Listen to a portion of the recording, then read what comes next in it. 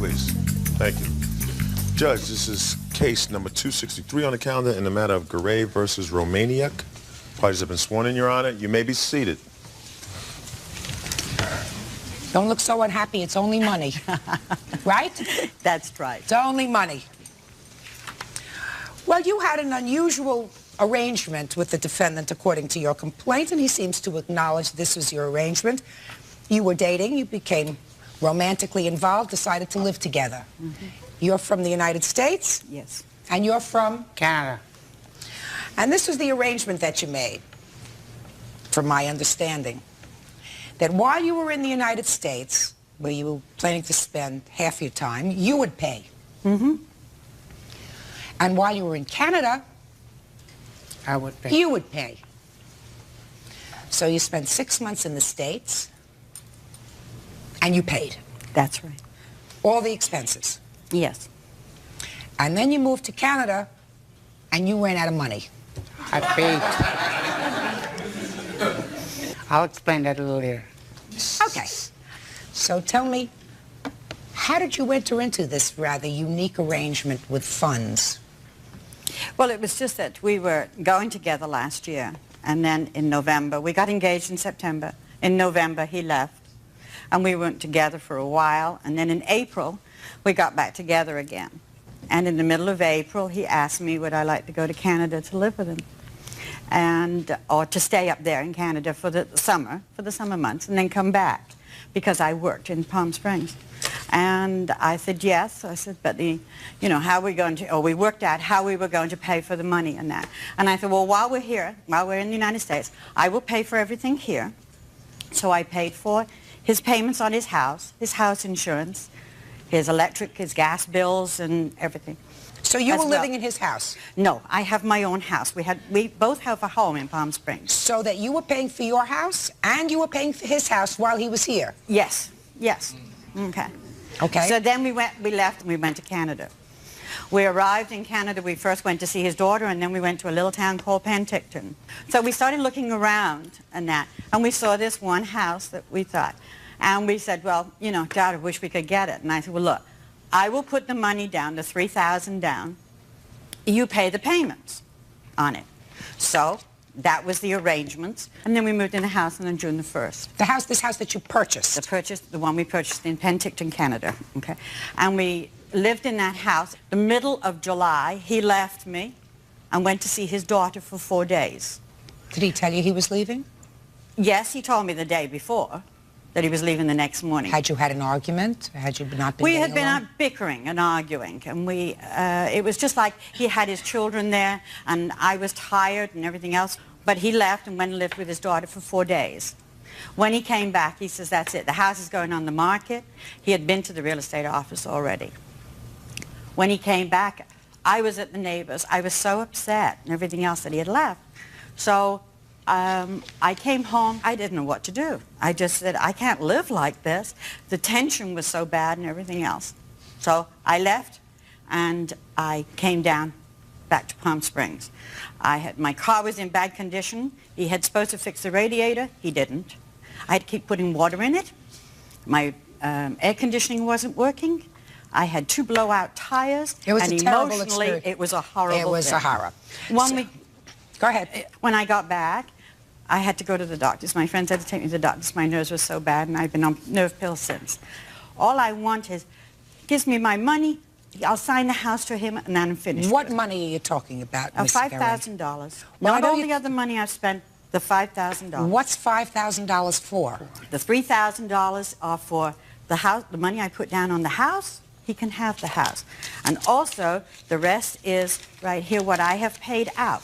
On his house here, all the payments, the house, expenses that I had coming down. I had to stay in a motel, gasoline, well, Ms. my Garay, car breaking down. All those expenses you're not going to get back. You know that. You know that. But it still comes to $4,845.20. And this is what I have paid out, Your Honor. Well, what you've paid out is not necessarily something that he agreed to pay you back. And this is what he has paid out. The bottom amount is American money. All right, sir, let me hear you. Your Honor, I don't believe what she's saying. I don't That's, believe listen it. to me. Listen to me. Last year I took her for, yes, ma'am. You don't have to believe what she's saying. Okay. I got to believe what Okay, she's saying. last year I took her for 4 months down to Canada. I paid all expenses, right? I sent her a plane ticket to Winnipeg. That's 3,000 miles away from here. And we toured the whole Western Canada. I took her through the prairies to Banff, Lake Louise, ice fields, and all over. Who paid for that? I paid for the whole thing for 4 months, ma'am. Judge Judy continues in a moment. I promise to give you the best of myself and to ask of you no more than you can give. That's her promise to me. And later today, First time and the last time I've ever met her, she tried running me and my husband off the road because she was, I guess, mad that he was going to stay with me and not her. real cases, real people. Judge Judy. Splitting up after an 11-month romantic relationship, Jean Garay now claims John Romaniuk owes her thousands. Okay, let me ask you this question. So what made you decide that this arrangement, this relationship, wasn't going to work when you went to your daughters? Because when we got to Vancouver, Palm Springs, we had an argument because every day her man friend phoned for about 45 minutes on the phone while I was there. And I said I didn't like the idea that he phoning every day. So she got mad at me. She said, that's none of your business. So she said, leave the house. So I left. I didn't see her until middle of April. When you were back in Canada, sir, you bought the house. I'm coming to that, ma'am. Get there. Oh, then middle of April, somehow we got back together. You're in the house that you just bought. Yes. You decide to go to your children. Why? Because when my son came over to visit us, my granddaughter spilled a little bit of milk on a rug that we didn't have no furniture or anything like that. So she got mad and she said, your son doesn't know how to bring the children up. So that's when you got mad. So I got angry. So I went to my daughter's place, because my daughter's got I have 4 grandchildren, and to spend over there. When I came back, she put the sign of her own on to sell the house. House was for sale. I said, what are you doing? And then beside that, all the payments were... So don't tell me about payments, because let me tell you what my thinking is, sir. She put down $3,000 towards the purchase price of that house. Now, you have family in Canada. Your son lives there, your grandchildren live there, and you will be going back to Canada. Yes. And you love this house that you originally bought. Yes. So it seems to me that if you are no longer a couple... Yes. ...that this house is something that shouldn't be binding you together. No. Right? For sure. Right. Mr. Romaniuk, what I'm saying to you, sir, is she doesn't want to know you anymore. You don't want to know her anymore. Right. Right? Right. So you shouldn't have to be bothered with this business. She should be out of the real estate business in Canada, because but for you, she wouldn't be there. Exactly. Got it? So you, sir, are going to give her the $3,000 to get her out of the Canada business. You got it? And then if you sell the house for more, she will wish you good luck. And if you sell the house for less and you don't get the $3,000 back, so be it. And if you can rent the house and make a couple of bucks when you rent the house, terrific. And if you want to live there and retire there yourself, you can do that. Judgment is for the plaintiff in the amount of $3,000. That's all. Parties are excused. You may step out.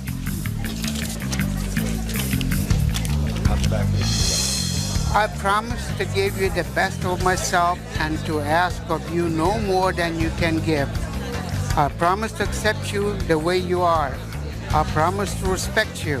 I promise to love you in good times and bad times. That's her promise to me. Now I didn't care what I spent because I loved her and I enjoyed every minute with her.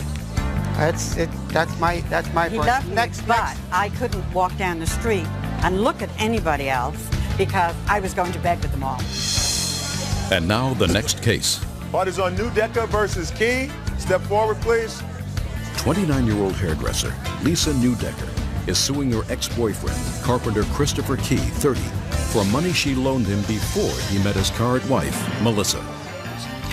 Well, I've read your papers. There are a couple of interesting little quirks in these papers that I want to find out about. But basically, Miss Newdecker, this was your boyfriend about 5 years ago. About 6.5 actually is when I started dating him. And some 5 years ago, you lent him some money. Over the course of the time we dated, yes. How did you lend him this money? He was short of cash and needed to get miscellaneous items, and I went with him and used my credit cards. So it was basically credit card bills? Yes. And how much altogether was it that he charged at that point? It was approximately $2,600. And when you separated, according to these papers, he made a lot of payments. Yes. But that he still owes you $870.37. Approximately, yes. When was the last time he made a payment? On October 4th. I received the check about October 7th. And then he stopped making payments? Yes. Why? Well, in the beginning of the breakup, there was a discrepancy when she came to me with the amount of how much was owed. I didn't remember it totaling up to $2,600, and I told her at the time that I didn't remember it being $2,600, and she insisted that it was. So when you insist that it was and you say it wasn't, did you look over all the bills? No, Why? because we were separated, it wasn't a matter of me going over and sitting down with her and going over and saying this was mine, that wasn't. She said that it was, and I had figured it to be around $1,600, Well, which is a considerable difference. So why didn't you go over there and look over the bills? That's a $1,000 discrepancy. We weren't a couple any longer. It just, So what? You weren't a couple. It seems to me it's now more of a business transaction than anything else. You mean you just thought you'd blow it off? No. No. I didn't just think I'd blow it off. It was, like I said, I didn't see it that way, and she's seeing that it did. Judge Judy continues in a moment. Sometimes men do really dumb things. You always get caught because women are great snoops.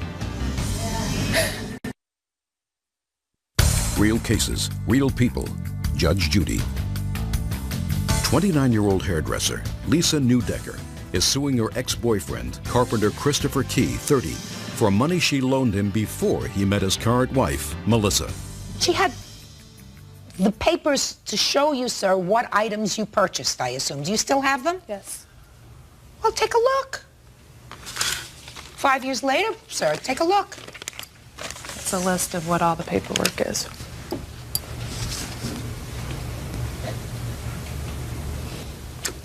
Once again, like I said, we were a couple at the time, and a lot of these items on here, if you would look them over, I don't know if she gave you a list of this. I have nothing. Would be considered as, you know, when we lived together, if we went out someplace and I paid, I didn't consider it to be a loan.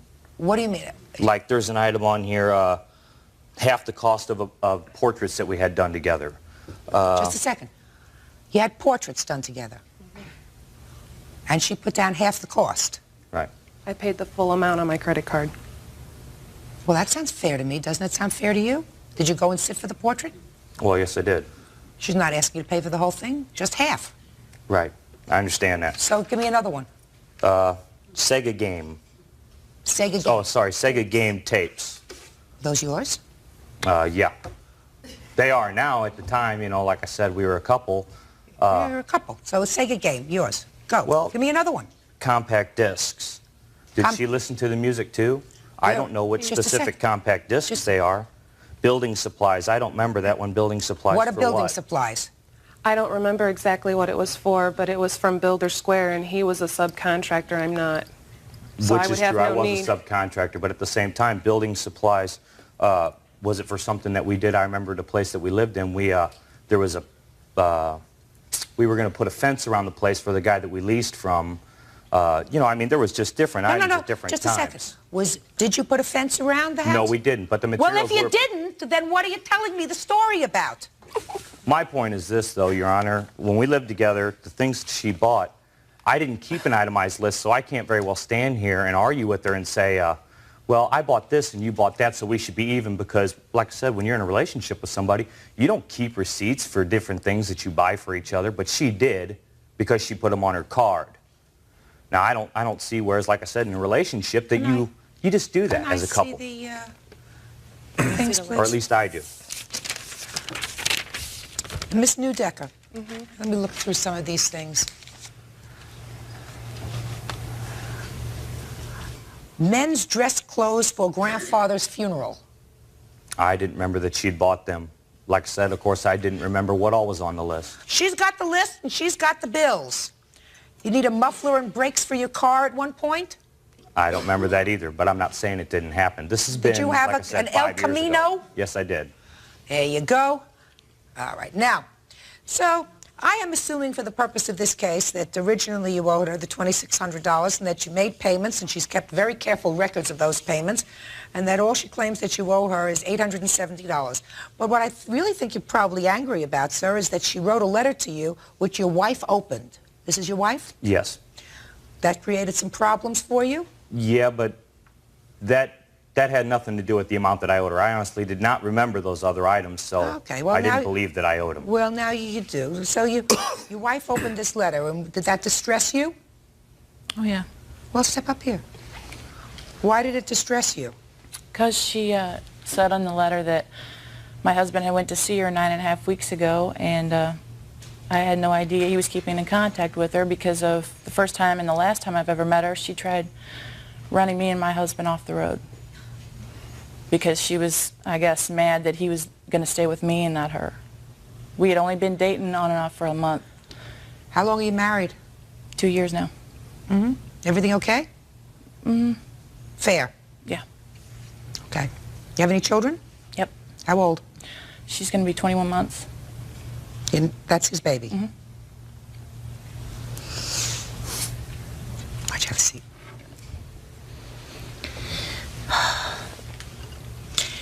How come you're still going to this lady to cut your hair?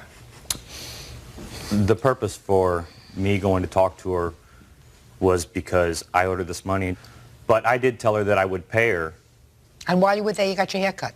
Yeah, I went to her place of business to see her. I don't... Going to her place of business is one thing. Sitting down and schmoozing and having your hair cut is another thing. That's what really made your wife angry. Right? Oh, yeah. Did you charge him for the haircut? Yeah, I gave him a discount, though. Should have charged him full price. I know that now. Judge Judy continues in a moment.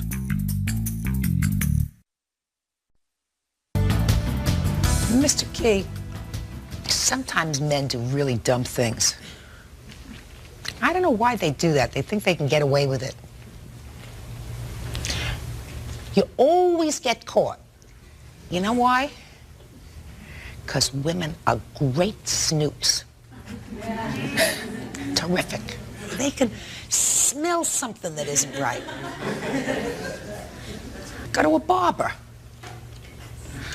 Meanwhile, it sounds to me, Mr. Key, that you got more trouble than the $870 that you owe this lady.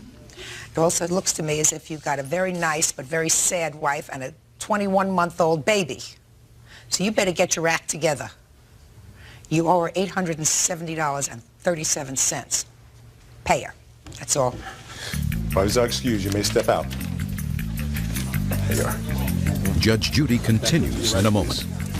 And on the next Judge Judy. All parties on Sanders versus Thompson. Step forward. St. Louis truck driver Lawrence Saunders claims that while he was in jail, his girlfriend Kim Thompson found a new boyfriend who damaged his Jeep and lost his handgun. Order. All rise.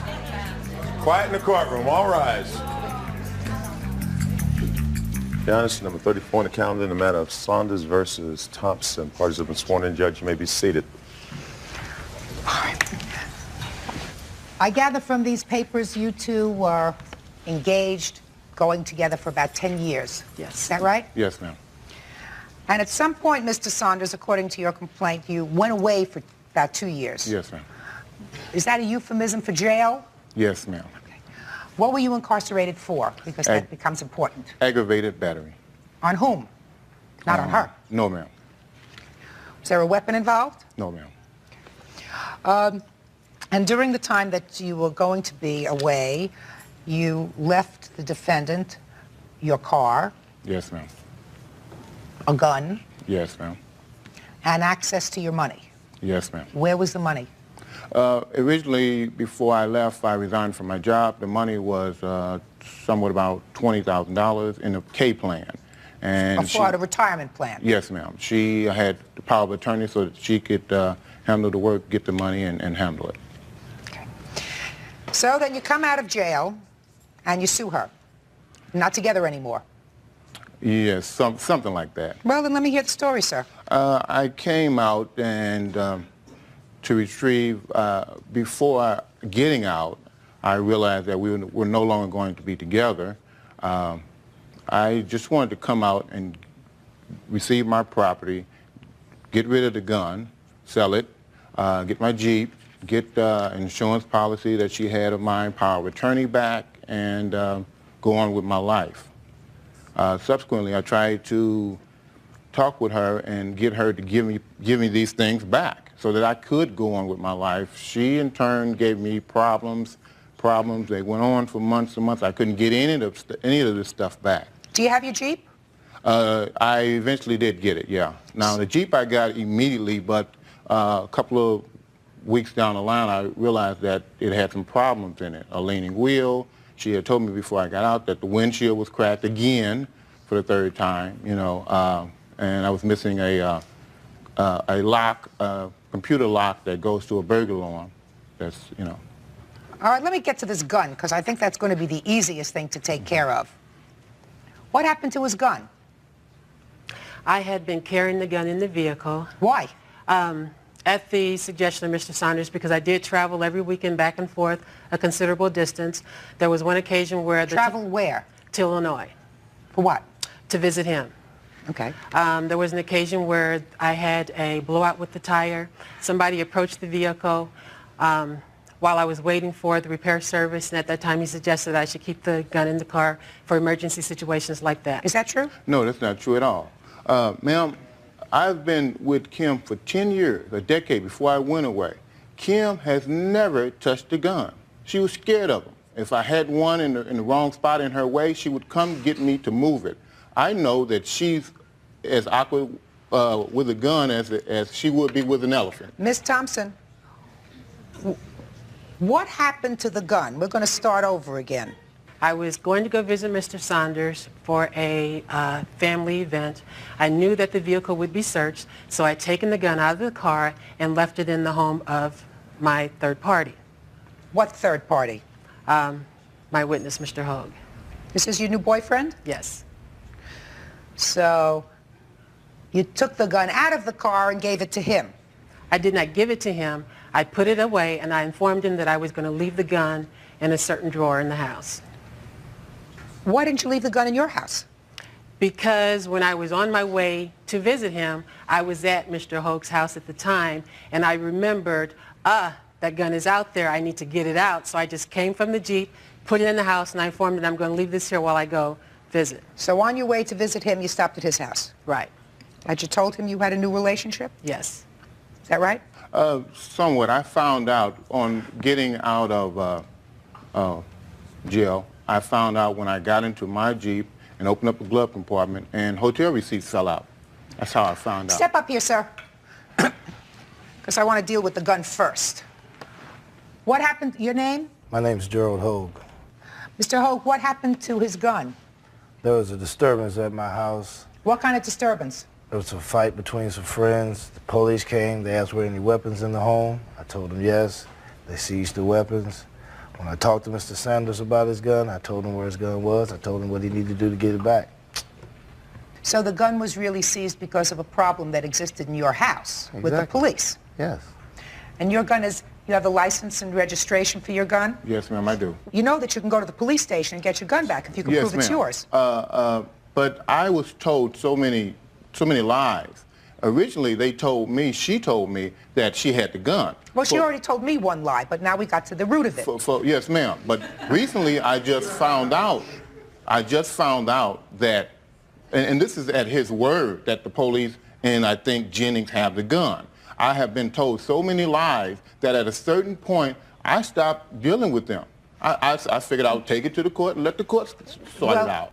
Mr. Saunders, really all you have to do is go to the police station. When the police have confiscated property, and you can identify that property and satisfy them that the property is yours, and I assume your registration for that gun says what kind of a gun it is. What kind of gun is it? It's a Taurus 9mm.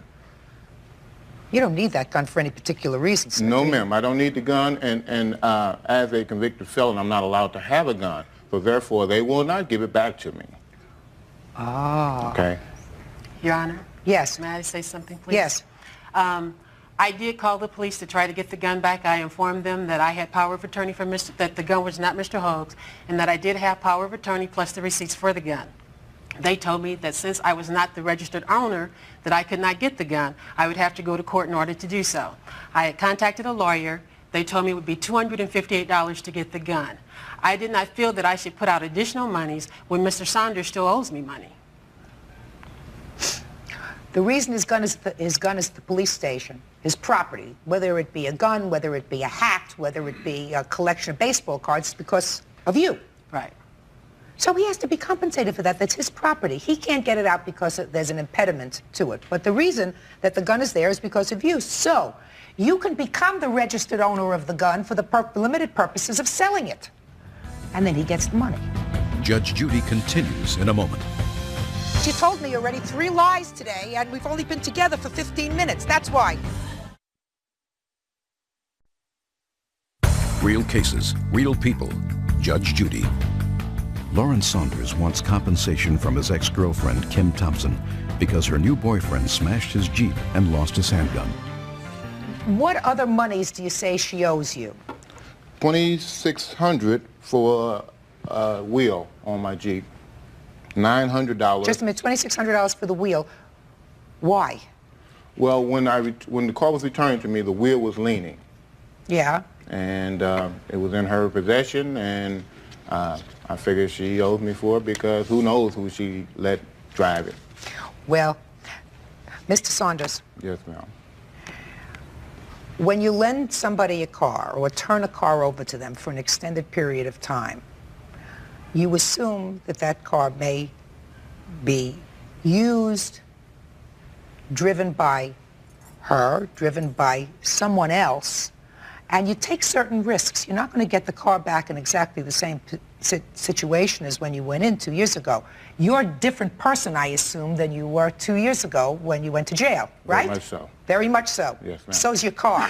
Yes, ma'am. Yes, ma'am. But also, that wheel was leaning so bad that it's unsafe. I do not assume to get my property back in an unsafe condition. Also, ma'am, I'm not upset with anything that happens to my stuff in her possession. But when she lends it out to third parties, that's what I have a problem with. And third parties also who aren't honest.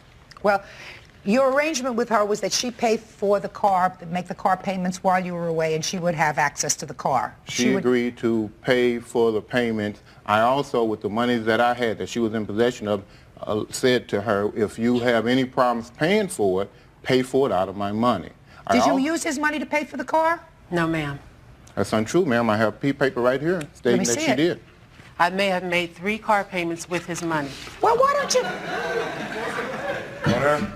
I just asked you a question. You said no. I'm talking about over the 2-year period. I used my money to pay for that vehicle. Well, you were driving the vehicle. And he was driving the vehicle, right? No, ma'am. He used the vehicle 1 time. I don't believe you. I don't believe you that he used it 1 time, and the 1 time he used it, he was in an accident. Is that what you're going to tell me? Yes, ma'am. Baloney. Miss Thompson. It was an ice storm. Miss Thompson, I don't care if it was an ice storm, a tornado, or a typhoon. If you think that I believe that you only let your boyfriend use that car once, I was born in 1965. Excuse me. I also have a copy of the report here also of the accident. It says nothing about an ice storm. Whether it says anything about an ice storm, listen to me. She used the car, and it was your agreement that she would pay for the car. Yes, ma'am. Once she was using it. Yes, ma'am. Because you didn't have a car at the time that was usable. Yes, I did have a car. Then why would you use his car? Your Honor, in the very beginning, I only drove I did not drive his car. He asked me to drive it because the alarm vehicle was on there. He was afraid it was going to drain the battery if it just sat there. All you have to do is put the car up on blocks and take out the battery. Isn't that right? If you're not going to use it for a long time? I don't know anything about that.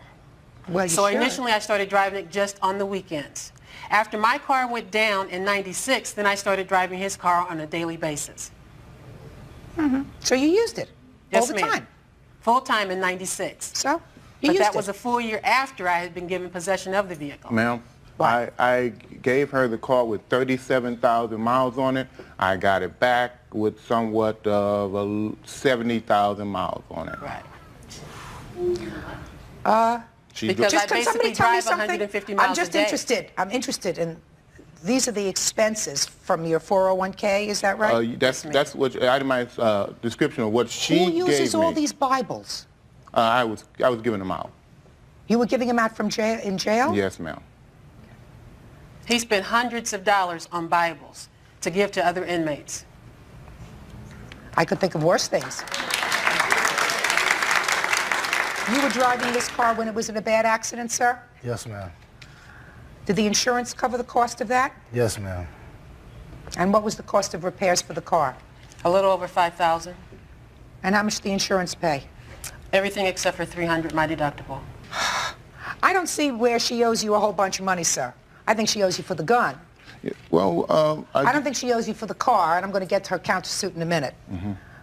Car's a problem. You let somebody have a car, and that's what happens. I think that the 3 car payments that you took out of your 401k, if she was using the car, she has to pay you back for. If she's treating this car as her own, she's driving it, she's letting her boyfriend drive it, it doesn't seem to me that you got to pay for it. That just sounds fair. Your Honor? Okay, yes. The payments that I made with his money was during the time that I was not driving the vehicle on a daily basis, only on the weekends to go visit him. So I don't see where I should be responsible for that full payment. Why don't you drive your own car to go visit him? Because his car was newer, he wanted me to drive his car. That's untrue. Her car I don't believe, Miss Thompson, that he ever said that to you. Her car was down. The problem is when you tell a lie once to a court, the court tends to look at everything else that you say with a certain amount of suspicion. Amen. I don't believe that he ever said to you, please drive my car instead of yours, and I also don't believe that you only drove his car on the weekends if you're telling me that his car was newer than yours. Judge Judy continues in a moment. Lovers that have been together for a while can feel when the other person is drifting off. Real cases, real people. Judge Judy. While Lawrence Saunders was in jail, he claims his girlfriend found a new man who damaged his Jeep and lost his gun. I see 2 car payments that you made, $854 out of his account. Because it was behind. Well, he was in jail. Your Honor, Mr. Saunders had a habit of never paying his bills or not paying them on time. Yeah, I have no problem with what she's showing with the money, even using my money to pay for my Jeep, okay? I didn't have a problem with that. I asked her, if it would have been up to me, I would have let the vehicle go back and controlled my money until I got back. She said, no, I'll help you, I'll do it for you, you're going to need a vehicle when you get out, no problem. And I think she did pretty much a good job with the money. Oh, so what are you here for? Are you just mad at her? No, I'm not mad at her. So again, my car was not, she promised me, I asked her to promise me that she wouldn't give my stuff away to a third party. Some guy, I figured that, I'm going for a while, I'm not a fool. She might be dating, she wants to date. I mean, she's a young girl. She shouldn't be strapped down with some guy that's away, okay? Go ahead, do your thing. But if you're going to take care, you gave me your word that you would take care of my stuff. If you're going to take care of my stuff, take care of my stuff. If something happens to it, that's an act of God. But if you're irresponsible and you're handing it out to people, you're handing it out to people that I don't know, you're handing it out to people who aren't above board, it's not honest. That's my opinion, but I can express it. But you gave her permission to do that. I gave You expected that she might let somebody else drive the car as long as she was responsible. No, I didn't. You didn't? I asked her, and she promised me that she would not. Is that true? Yes, Your Honor. Okay. And you did. You lent it to somebody else. I lent it to my family members to move some furniture, and I did loan it to Mr. Hogue. And you had promised him that you wouldn't. Yes, ma'am. And sir, how much did it cost you to fix up the car? I had a figure of actually around 33, around $3,700 that I lost in trading the car in. So if he says that he lost money because the car was not driven appropriately by you, Mr. Hogue, some members of your family, and was in an accident, don't you think he should be compensated? No. Well, but you think that you have a counterclaim against him for what? You're countersuing him for $5,000. I'd like to hear for what? For the monies that I paid on the Jeep, Mr. Saunders said that I could have used his money, but he didn't have enough money to cover the cost of the vehicle. So you want him to pay you for his car that you were using while he was away? I'm suing him for the fact that he has been, in my opinion, very dishonest about the whole transaction with the vehicle. Why? Because, Your Honor, he had initially told me that he was going to pay me back for keeping his vehicle. Did you ever tell her that? No. I believe that you never told her. Ms. Now, Thompson, why would you believe him and not me? Because you told me already 3 lies today, and we've only been together for 15 minutes. And he That's has why. not told you a lie? That's why. And because it doesn't have the ring of truth. What you're saying doesn't have the ring of truth to it. It Your just Honor. doesn't. And let me tell you why. Because there were times when he had plenty of money in the bank, and you didn't take the money out of his account to pay for the Jeep. And because according to his statement, which I believe, without his prior authorization, you went and refinanced this car because the payments were too high so that you could make the payments. Is that true? No, ma'am. You mean this car was never refinanced? Yes, it was. I refinanced the vehicle with his credit union because it was a cheaper monthly payment and less of an interest rate. For you to pay. And then you made the payments. And eventually he would have had to have paid with no job. How was he going to make a $427 payment each month with no job? Ms. Thompson, so what you're telling me is while you had a new boyfriend, you were concerned about what would happen to Mr. Saunders when he got out of jail. Judge Judy is ready to rule. Ms. Thompson, so what you're telling me is while you had a new boyfriend, you were concerned about what would happen to Mr. Saunders when he got out of jail. Yes, I was. The countersuit is dismissed. On your lawsuit, sir, this was a very good lesson for you. Yes, ma'am. Right? I wouldn't give my closest relative power of attorney over my money without my having the ability to co-sign for it. Do you understand? Yes, ma'am. Very bad idea. I am only dealing now with this gun because as far as I'm concerned with regard to the Jeep, which is now sold, she used it, she paid for it for a substantial period of time. You sold it, whatever monies that you got, you lost money, but some of the monies that you got for it were monies that she paid. It was almost like renting a car from a rental company. She had the ability to use that car for almost 2 years, so she used it. It's a wash. You own for the gun. The gun should not have been in his house. The gun should have been where he left it, in a vault, someplace safe. Judgment in this case is for the plaintiff in the amount of $200. Thank you. That's all. Parties are excused. You may step out. That goes to your right, please. Mills, step forward, please. 60-year-old retired aerospace exec George Boyer says he reached a sugar daddy arrangement with Demetria Mills when she was 18 years old. Now he wants her to pay back money because she had another boyfriend.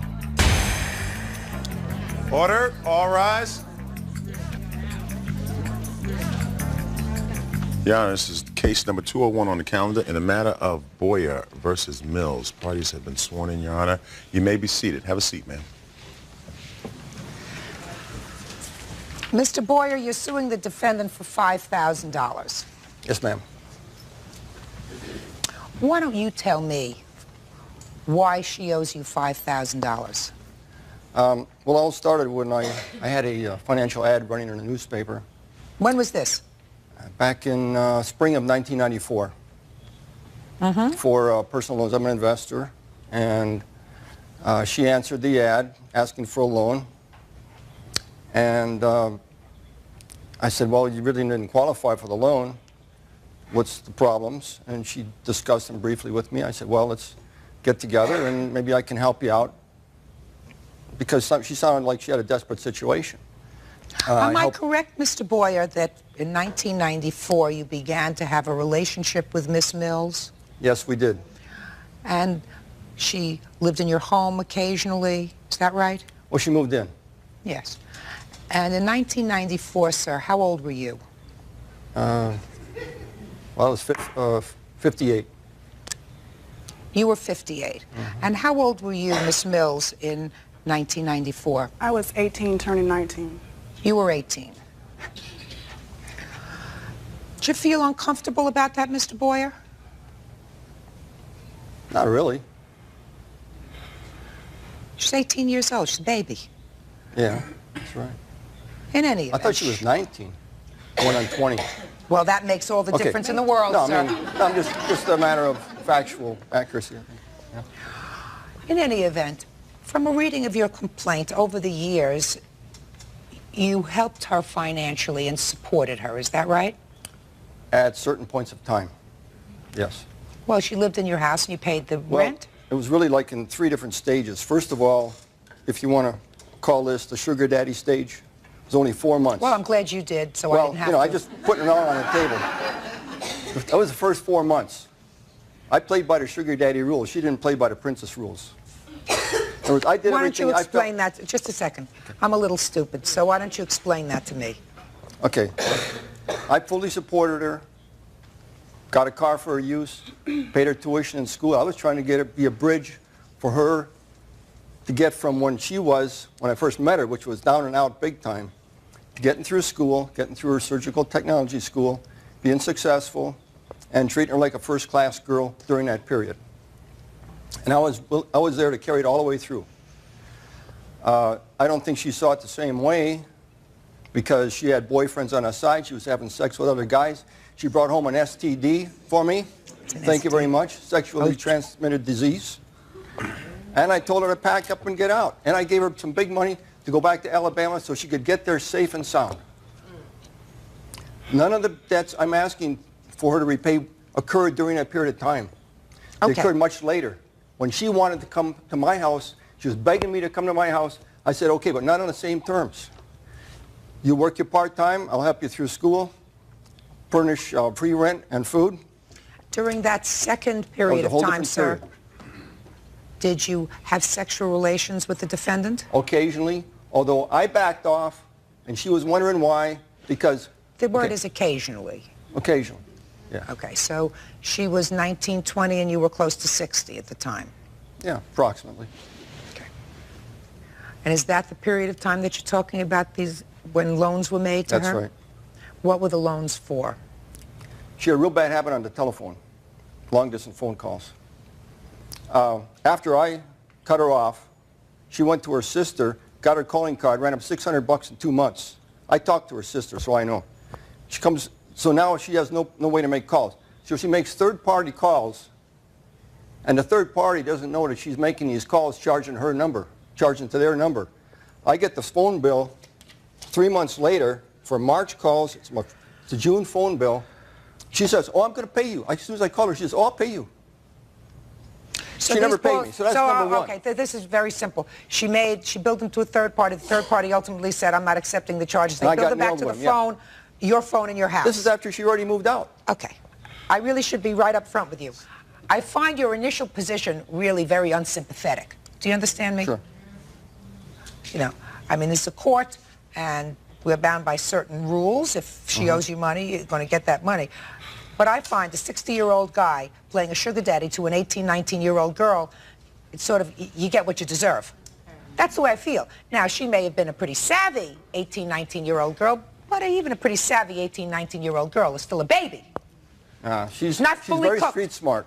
Street smart, yes, but not fully cooked, sir. And not fully cooked. So, but, I mean, you played sugar daddy. You played sugar daddy, and sometimes there's a meltdown, and you get your fingers burned. If she wants to accept that role in my life, then she should do it right and not be having sex with all these different guys and having all these different guys call the house. How long am I supposed to put up with this stuff? And be right and be good. It's one of the problems that you face, sir, when you're 60 and you fool around with somebody who's young enough to be your grandchild. Okay, that second period.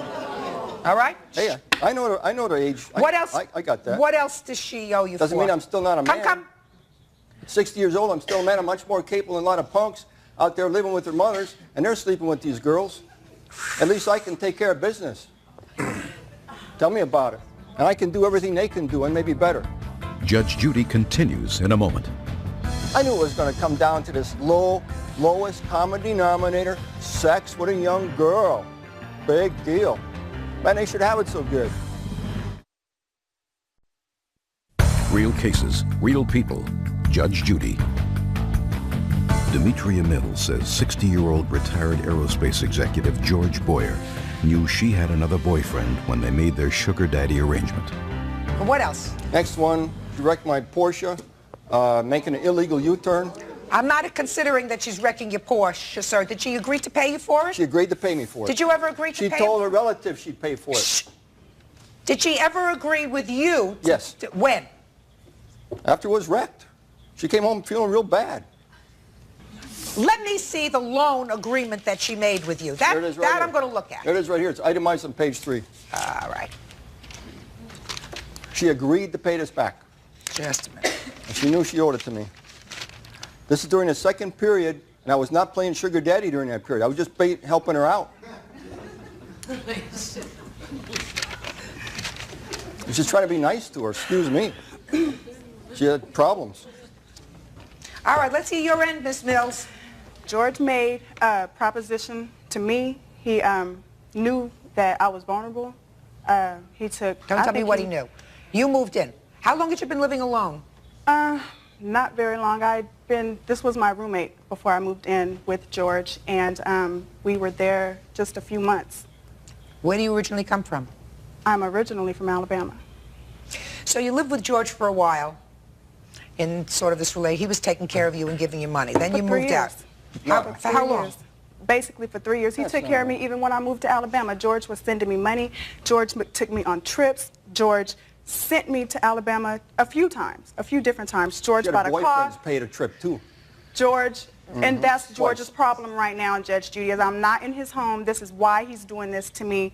Had I still been in his home, he wouldn't have a problem with me now. When I made the decision to move out of his home was because I needed to be by myself and on my own, and I didn't want to be in that situation anymore. Well, I agree with you. You shouldn't have been in the situation in the first place. Exactly. Okay, and for that, he's more responsible than you are because of his age. He should be a little bit smarter. He should be 3 times as smart as you are because, because he's 3 times as old. But you do acknowledge, even in your answer, that you owe him some money. Yes, but this is not the agreement. The agreement that I signed for that car, I signed that agreement in January of 1995. I'm sure he has a copy of it. I've seen it in his files of his records. That was for a 1989 Buick that he bought for me. Now, did you pay him for it? No, I did not. So you acknowledge... Yes, I did. If I bought it for her, how come I'm the lien holder on it? She's the lien holder, but I'm the registered owner, Listen Judge to Judy. me. What are you fighting about, Mr. Boyer? She acknowledges that she owes you $3,000, which you haven't paid any part of, plus interest at 6%. Correct? Correct. You I gave her a acknowledge good this. deal. What? I gave her a good deal, 6% interest. You gave us some good deal, sir. Bird, do me a favor. Your Honor, Take the old calculator while we're finishing this case up. Would you do 6% interest on this money since 95? This is after she cheated on me. Excuse me, Your I Honor. heard she cheated on you, sir. I heard all of that. I'm telling you, your position with me, Mr. Boyer, is not terribly sympathetic, sir. I mean, I don't know whether you find women who are contemporaries not as interesting as children, but at age 18, she's really still a child. And you may say, oh, she's sophisticated and she's worldly and she's savvy and she's street savvy. Right. Mr. Boyer, Yes, ma'am. she's a baby. 18 years old and a baby and vulnerable because she doesn't have any money and you got some money and it's very tempting. But you are not a very sympathetic person in my eyes, sir. You're going to get some of the money, but because she signed for it. Do you understand? But the rest of the stuff, I'm not so sure about. Excuse me, Judge Judy? What? You know, everything besides that car that George did for me because he wanted to do it. I mean, for 3 years, I'm 23 now, just turned 23 Friday. Would somebody do that kind of stuff for 3 years if they did not want to? Miss Mills, I haven't gotten to you yet. You are a beautiful, seemingly intelligent young woman who should have more pride in herself, even when you're 18, to sell your body for money, which is what you did. That's what you did. That's being no different than a prostitute. You may have used the money to go to school, to go on trips and whatever, but he bought the services. That was the arrangement. He's an old lecher. No question about it. That's what he is. And I'm being kind to Mr. Boyer. You, on the other hand, sold your body for money. It was an agreement that we had. That was the basis of our arrangement. He was to give me what I needed, and I gave him. You sold your body for money. You are worth more than that. As a woman, smart, good-looking woman, you're worth more than that. I don't care if you have to work 2 jobs. I don't care if you collect cans. I don't care if you clean people's houses. I don't care if you drive a bus, drive a car, drive a cab. You do whatever you can so that you don't have to sell your body for money. Judge Judy is ready to rule. And later today, you're a pathetic little girl, you're immature, and I'm sick of your crap. You owe me $1,500. real cases, real people. Judge Judy. Demetria Mills says 60-year-old retired aerospace executive George Boyer knew she had another boyfriend when they made their sugar daddy arrangement. Mr. Boyer, you are a very lucky man today, sir. Gee. Because despite the fact that I find that your arrangement with this young lady is the antithesis of good manners, good breeding, or anything moral, I am awarding you what she signed for in her contract, which was payment on the car, and I am awarding you $3,360. As far as her other bills are concerned, swallow them. That's all. Parties are excused. You may step out. Sorry, that's all right. Back onto your right, please. She's fully grown up. I don't care what her age is. She knows what she's doing, and she's cagey. Judge Judy focused on the sugar daddy stuff because I'm 60. I'm some ancient old man who doesn't have a right to be a regular human being and expect to be treated like a human being, expect people I have agreements with to keep their agreements with me. And now the next case. Parties on Glass versus Carr. Step forward, please. 23-year-old Tiffany Glass is suing her former roommate, 20-year-old Kelly Carr, because she says Kelly moved out of their apartment, giving only 5 days' notice and leaving behind numerous unpaid phone bills. Miss Glass, Miss Carr was your roommate. Yes. Did you know her before she moved into your apartment? No, I did not. Did she answer an ad? Is that how she got your apartment? No, she got it through a friend of mine. And you have a 1-bedroom, 2-bedroom apartment? 2-bedroom, 2-bathroom. What was her rent? $375. And how long were you living in bliss with the defendant? She moved in February, and it was fine. You know, we totally got along. It was fine in March, and it kind of started to go down at the end of March. You know. Now, had she paid you for February? Yes. She paid you for March? Yes. When did she move out? At the end of May. She pay you for April? Yes. She pay you for May? Yes. So why are we here? Because she left at the very end of May, and she gave me 5 days' notice to find somebody new and decided that she didn't have to pay anything else. Did you have a lease with her? No. So? She just left. You weren't getting along? Correct. Is that right? Right. Why weren't you getting along? Well, I didn't really know. There wasn't enough communication between the two of us. But you knew enough to know that you weren't getting along? Pretty much. But there was never enough, oh, well, I'm moving out. Oh. It's hard to live with somebody. Yes, it is. Well, since she paid you for the months that she was there and she moved out 5 days before the end of the month, did she owe you any money? I mean, other than the rent. I'm not considering the rent. Before that, she didn't pay the deposit when she moved in, but I said, don't worry about that until June because, you know, at the end of June, the other roommate, blah, blah, blah, was going to get hers, and then she could give it to me then. Fine, so we're not talking about the deposit. But other than the rent, she's paid up? Oh, no, there's several phone bills. What phone bills? Which phone bills? Mm-hmm. There was phone bills from, the statement date was on June 23rd, and then it went back into May. It went from May to June. And there was a $40 900 call that I shouldn't have paid, and there were several long-distance phone calls. In what amount? Come, quickly. Around $75. In long-distance calls? In long-distance calls. Okay. Tell me why you left. I left because living with her was unbearable. I went through, starting back at the end of March, early April, out of the blue, I started getting notes on my bed saying, you need to stay away from my friends. When I first moved in with her, I had just moved down to California. I didn't know very many people. Tiffany was nice, and she took me out. She introduced me to people, but then she tried to take that away. She said, you stay away from my friends. My friends are my friends. Your friends are your friends. You're going to make my life miserable. So girly things. Girly things. Girly things. All right. Girly things. You paid February, March, April, and May. She says that you owe her $115 for phone bills. I owed her approximately $150 for everything. That was gas, everything. And I told her when I gave her 2 weeks' notice that I would be leaving, that I will pay that. You just send me the bills to my grandmother's house, and then I'll send you a check. But when that happened, she began leaving harassing, vulgar phone mails on my voicemail. I would get them at work. They would disturb me at work. I would have to leave work because I would be so upset.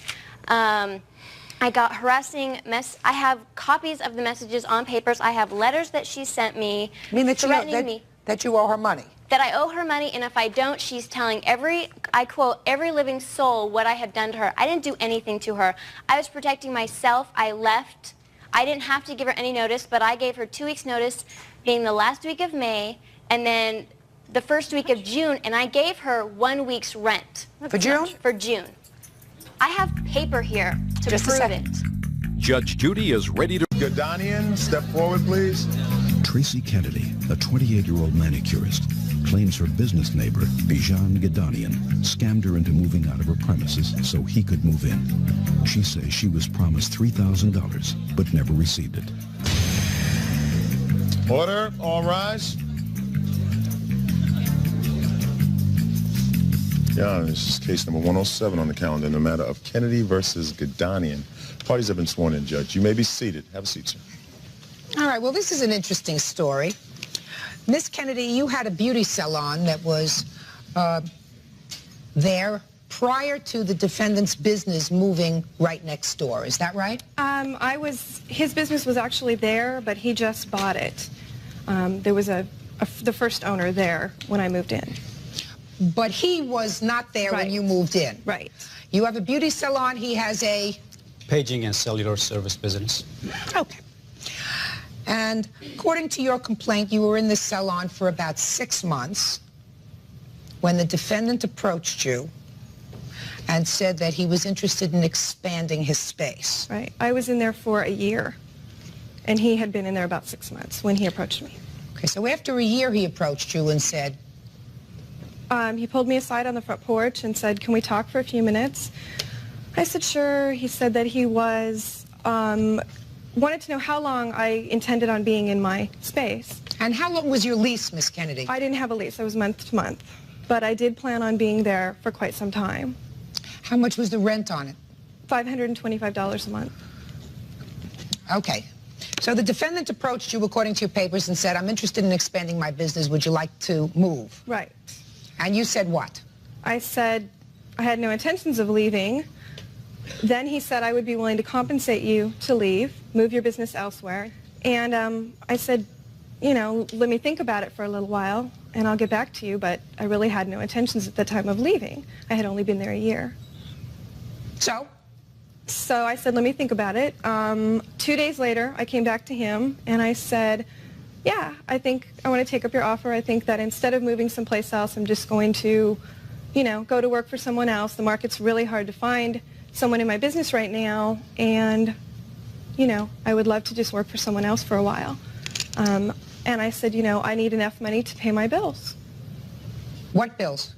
The loans that I had on the salon. I had one from the bank, and I borrowed a couple $1,000s from my husband's parents. So how much did you ask him for? $3,000 was the agreed amount. And did he agree to giving you $3,000 if you would move? Yes. So he was really buying you out of your space, according to you. Basically, right. And what happened, according to your papers, right, which I read very carefully, was that eventually you were told that when he went to negotiate his lease with the landlord, he said to him, I'll give you half of what she was paying in rent. Right.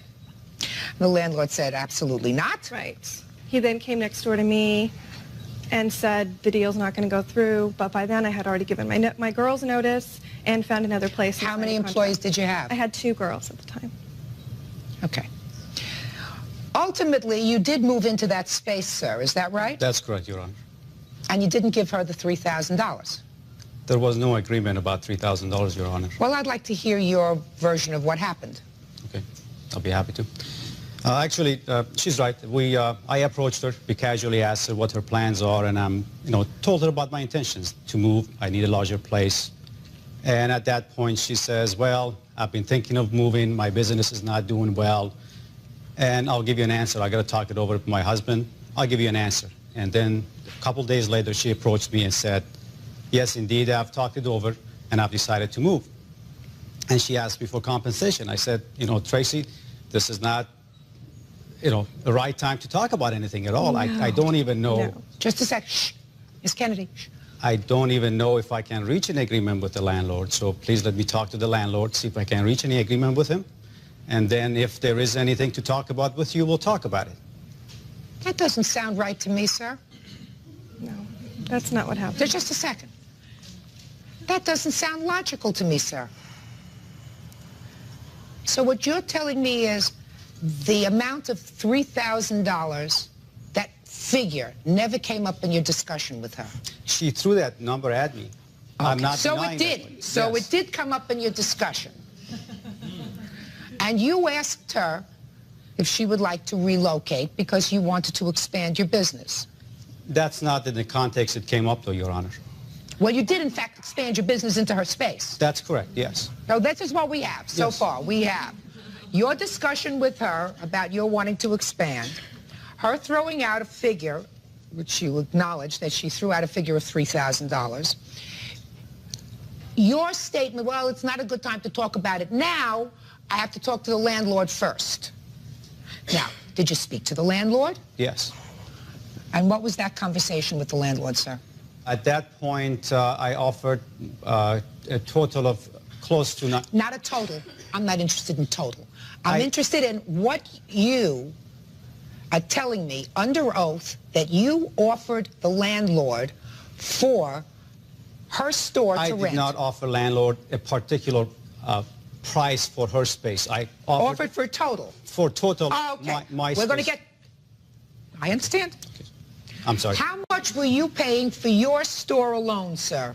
$550, $551.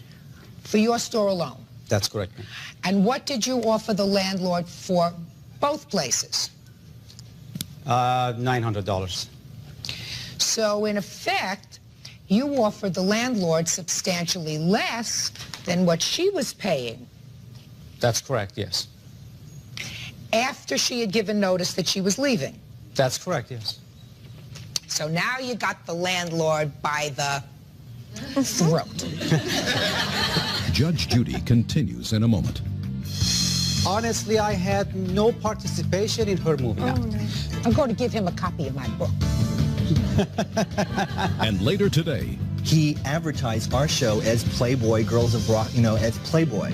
And they were going to see a bunch of beautiful women in bras and panties. Real cases, real people. Judge Judy. Tracy Kennedy says she moved out of her manicurist salon because Bijan Gedanian promised her $3,000. She says he never paid her, and the whole deal was a scam. The landlord has a tenant that's given him notice. He's got somebody else ready to move in right away. And you were going to get a bargain because you were going to get 2 stores for $900. Was your store the same size as his? Bigger. bigger. So you were going to get her store for $400. You were paying $550 for yours, so the landlord said to you at that point, forget it, right? Your Honor. At that, just a second. We understand each other, this gentleman. Glad someone does. We understand each other, so don't we? Yes, So the Your Honor. landlord said to you, forget it, at first. Then you moved out. Right. You moved out in June, correct? Yes. When did you move in? July 1st. And what rent did you pay? About $950, close to $1,000. You're a Let's good say businessman. $1,000. No, not let's No, say $1,000. Sir, you're a businessman. You know exactly what you pay for rent in this business. So let's not say about the $950. Exactly what do you pay in rent? Your Honor, the only reason I say about, because the rent itself is the rent, but there are some other triple nets and what have you that figures in that I'm not quite sure. That's what I'm saying about. That's why I say about $1,000. I'm sorry? Rent. The rent, the base rent is $950. Rent! $950, Your Honor. So you still got the landlord for a couple of bucks, but he didn't give you the lease right away. Did you sign a lease with him? Yes, I did, Your Honor. I had a year lease with him. And you signed another lease for the second space That's correct, Your Honor. at a monthly rent of $950. That's correct, Your Honor. So the landlord lost out. So where's her money? There was no money agreed upon, Your Honor, to begin with. She did not have to move. Honestly, I had no participation in her moving out. No. All I had with her was just a casual conversation for her, what are your plans? And she acted upon that. I'm going to give him a copy of my book. Sir. Yes, ma'am. Yes, Your Honor. I come from an old business family. My grandfather was in the appliance business years and years ago, and he's been long dead. I adored my grandfather. He liked to call himself a shrewd businessman. Some of the people that he dealt with sort of dubbed him with another name.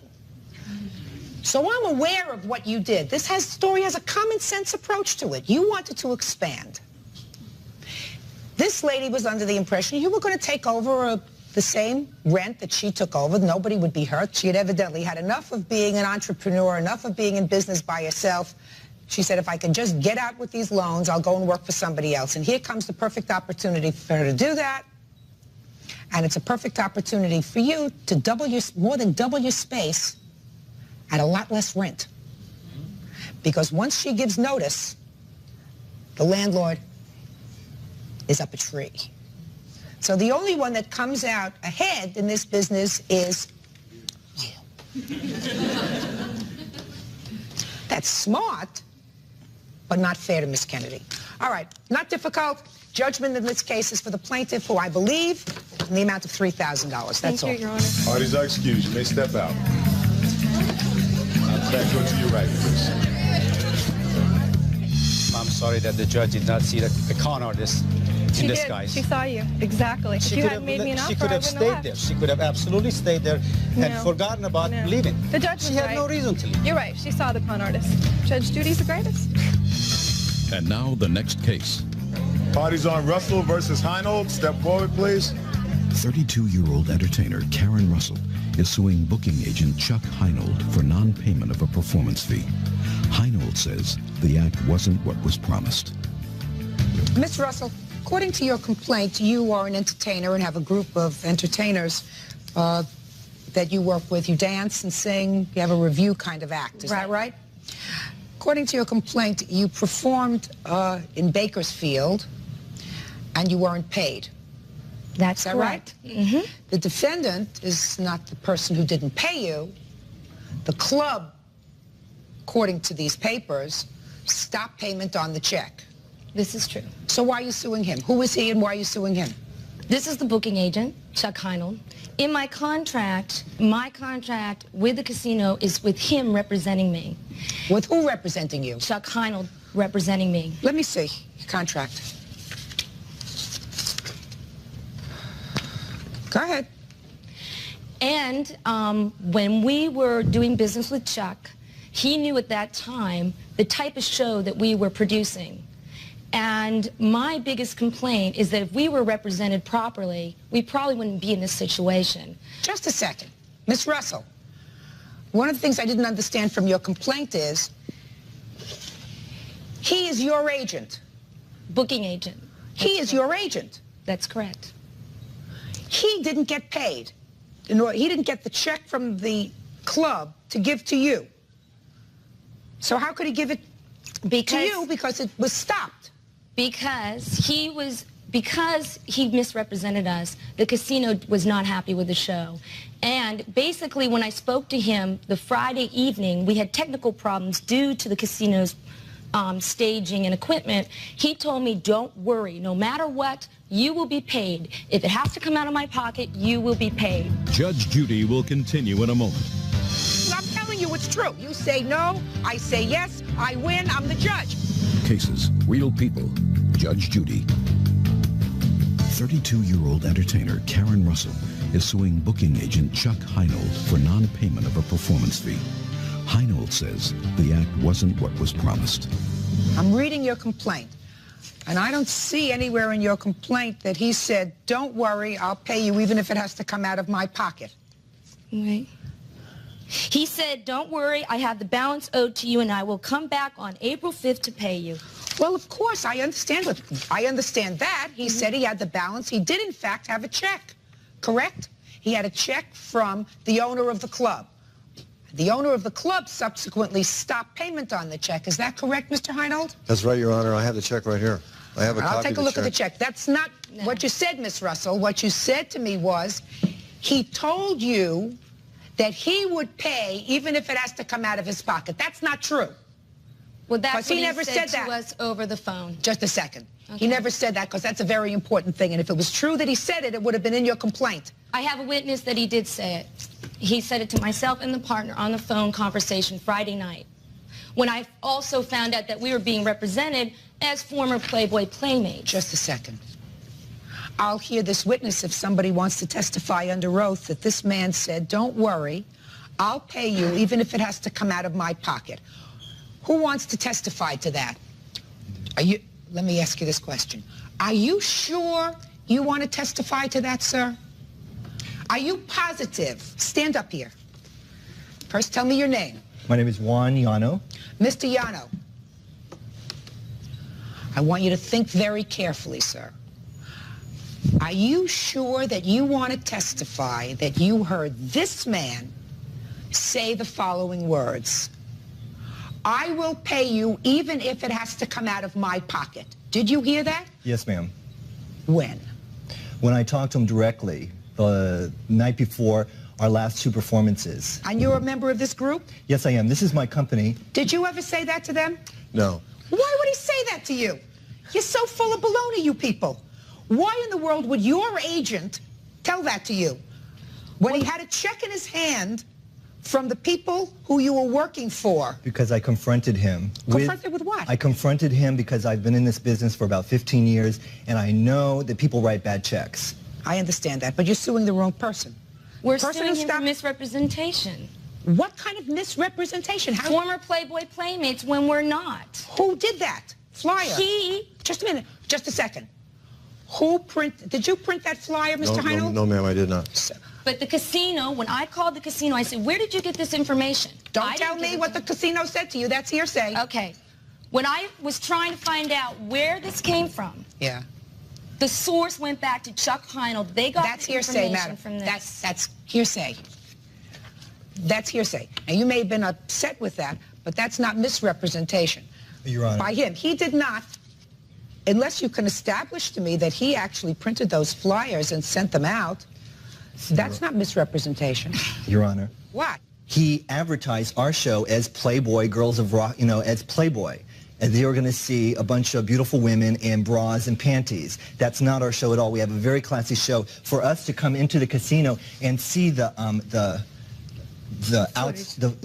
outside the casino is a huge sign in neon saying Playmates, you know. Let me ask you this question, sir. Why didn't you leave? If you were unhappy with the promotion, you got there, We didn't know about the promotion until after the second show. The problem was, nipping it in the bud, is they were unhappy because they wanted to see the bras and the women, and we don't have a show like that. You're wasting my time. Judge Judy is ready to rule. Bodies on Fitzgerald versus Les Savoy. Step forward, please. 23-year-old Scott Fitzgerald says he got his girlfriend's name tattooed on his arm when they fell in love. Now Nicole Le Savoy is Scott's ex-girlfriend, and he wants her to pay to have the tattoo removed. Order. All rise. Yeah, this is number 120 on the calendar in the matter of Fitzgerald versus Les Savoy. Parties have been sworn in, Judge. You may be seated. This lawsuit has a lot of parts, so I'm going to try to simplify it. You've known the defendant and dated since you were teenagers, is that right? Yes. Yes. How old are you now? 23. 22. And now you're not together anymore. No. You claim that the defendant owes you money for several things. Yes. Let's take the simple ones first. Okay. The car. The rent-a-car. Right. Yes. Tell me what she owes you for the rental car and how you came to lend her the money for this rental car. Okay, she owes me a total of $2,081.72. This came from charges on my credit card. She was in an accident. Her insurance didn't cover her rent-a-car. There was a dispute between who was at fault. Last I knew, it was still disputing. This happened, I believe, the end of November. Her parents wouldn't help her out with the car. Her dad has 2 cars, wouldn't loan her one. She had to get to work, other things. And you put it on your credit card? I told her that I have a credit card that she can use. However, I had just bought a house and money was kind of tight, so I asked her that when the minimum payments came in, she would make those payments. She agreed, everything was fine. Went down there, left the card. Card had... Did she ever make payments on the car? Never. You owe him this money? Yes, I do. All right, you seem to acknowledge that you owe him this money in your answer. Yes. And that bill is $2,081.72. Yes. You acknowledge that that's the amount? Yes. You spent a lot of his money, so that's so far we have that amount. Let's keep tabs on this. Okay. The next thing you're suing her for is for damage caused to your property. Yes. Tell me about this damage, when it was caused, sir. Well, it's hard for me to think of the exact date that it started, so if I can go with this. We broke up in the beginning of March. Throughout the next about 2.5 months, we were talking, trying to work things out. There was times where she didn't want anything to do with me. There was times where I didn't want anything to do with her. We would start to argue and get upset. It always happened at my house, the conversations, and you know, when I would be done with it and I would ask her to leave, I would tell her to leave. She wouldn't leave. I would begin to get stronger with telling her to leave. There was many nights where I would lock her out of my house because I didn't want to talk to her anymore. She would kick my door in, my front door, kick the panels through. She became very insultive to my roommates. Every time she would leave, she would run through my wrought iron gate and slam it so hard that it would bend through past the stopping point. There was one night where her and I were supposed to go to the lake early in the morning. We began fighting throughout that evening. And when I say early in the morning, we were leaving at 5 to meet with a friend. At about 3 o'clock, we started arguing, fighting. I told her, look, you're not going to go with me to the lake today. I'm going. Let's cool off. She didn't like that, wouldn't let me leave. She became physically abusive, would not letting me leave. I managed to make it into my car by tricking her, going around to the passenger side, crawling over. As I'm doing this, she's standing there kicking my car door. Then I go to leave, drive about 2.5 miles to my friend's house that I was meeting at 5. She follows me the whole way, stops in the gas station behind me. More abuse, more insults. I just get in my car and take off, spilling gas all over the back of my car. I get to my friend's house. She follows me up that driveway. It's about 5:15 in the morning, might even have been earlier. She's yelling, waking up his neighbors. His neighbors are reaching out their window, asking us to keep it down.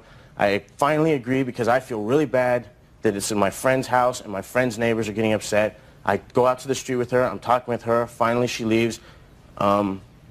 There's been many cases. She's insulted my roommates, called... I'm not interested in her insulting your roommates. Okay. I'm not even interested in her insulting Okay, you. You're not going to get compensated for it, sir. Right. And the fact is that you told me that she was invited over to your house frequently, and each time you said she came over, she slammed the wrought iron gate. Then, well, if she kept doing that, then you stop inviting her over. You didn't expect me to... It was... I understand. You didn't expect her to pay for that. No, I don't. And you that don't was expect my her to pay for foolishness. Of course it was. However, what I do expect her to Then let's cut to the chase. Okay. Because I have other things to do today. The main instance that I'm concerned with was there was 2 different times where she kicked in my door because I didn't want to talk to her, and I asked her to go home, and she wouldn't. The main night was the night that it was about 3:30 in the morning. I was on the phone talking to somebody that I had met a few nights before. We were out at a club. I asked her to call me when she got home, make sure she was all right. Nikki called my house once, hung up, called again, said, I love you, hung up, called again, who are you talking to? I said, a friend. Whatever, I don't want to talk to you, I hang up on her. She drives to my house, it's like 3:34 in the morning, drives to my house, I hear her car pull up, I go outside, she appears to be calm. She starts interrogating me about this girl, and when I'm answering, she spits on the back of my head. I get up, look at her, and say, go home, I'm going inside. She goes to my front door first. I didn't know what she was doing at this time. Later, I find out that when she went to the door, she flicked a cigarette in my house. Because about 15 minutes later, when her and I both make our way into the living room talking, and she says to me, you don't care about me, well, look how much I care about you, and points to my couch, which I have pictures of. The cigarette festered the hole. Your Honor? When I tell her to leave, she runs to the TV that she bought for me for Christmas, slams the TV against the wall, knocks the cable box off the wall, causing a dent in the wall, of which I also have pictures of. That's the cigarette burning the couch. That's the whole couch. When she hears me talking on the phone with the police, she lunges at me, bites me on my arm, of which I also have pictures of. Would you like to also include that you were grabbing me and that a week before you had beat me? I have a police report to report that. Just a minute, that's not the truth of the matter is that may be relevant in some other proceeding, but it's not relevant to this proceeding. You're not suing for that. So when she hears me dial the phone, she lunges at me and bites on my arm. As soon as she hears me talking with the cops, she realizes I'm telling the truth because I had threatened many times before, but to be honest with you, Your Honor, the reason why this went on for so long is because I felt like a wimp calling the cops for a girl. Is this these pictures of your arm, sir, to show me a bite? Yes. Would you like me to point it out? Yeah, but you're not suing for this, sir. You're not suing for assault. So, I mean, although this is terrible, I don't have to look at it. So as soon as she hears me talking with the police officers, she runs out of my house, knocking over a chair on my porch, running through the gate, slamming it past the breaker point. I do have a picture of that also. And the last thing that I remember her saying to me are, oh, by the way, I'm Rob, a guy that she works with. Judge Judy continues in a moment. Guess what? It took me a nice 3 days to get over you. Cases, real people. Judge Judy. Scott Fitzgerald says when his girlfriend Nicole broke up with him, she left behind numerous unpaid bills. Now, the last thing that you're suing her for is tattoo removal. Yeah. That I'm sure you want to tell me about. Yes, I think I need to because it sounds funny. It sure does, so let me hear. Okay, we started dating back in 3.5 years ago. Okay, about 2 months after we began dating, she put I love Scott tattooed right here on her stomach. Okay. The night at the tattoo studio... First mistake. Actually, it wasn't 2 months. Well, maybe it was 2 3 months, or 4. 6 months, 20 years, it's always a mistake. The night at the tattoo studio, she looked at me and said, okay, it's your turn. I wasn't about to do that. For the next 3 years, not that often, but every 6 months or so, every couple of months, she'd throw in a little comment about, oh, I have your name tattooed on me, go get my name tattooed on you. Constant things. Okay, back then, I loved this girl incredibly, and I honestly thought I was going to spend the rest of my life with her. So, yeah, I chose to go and get the tattoo put on me because of her, all right? Since then, with all the changes, now I would not have done that either unless she had been constantly bringing it back up. So I did it. Tattoo said, always loving my little Nikki. Always loving my little Nikki. Now, since her change in attitude caused my change in feelings about wanting to spend the rest of my life with her, it might sound ludicrous, Your Honor, but I can't help feeling that because of her change in feelings, it changed my change in feelings. I can't help but feeling that she's partly responsible for having that tattoo removed.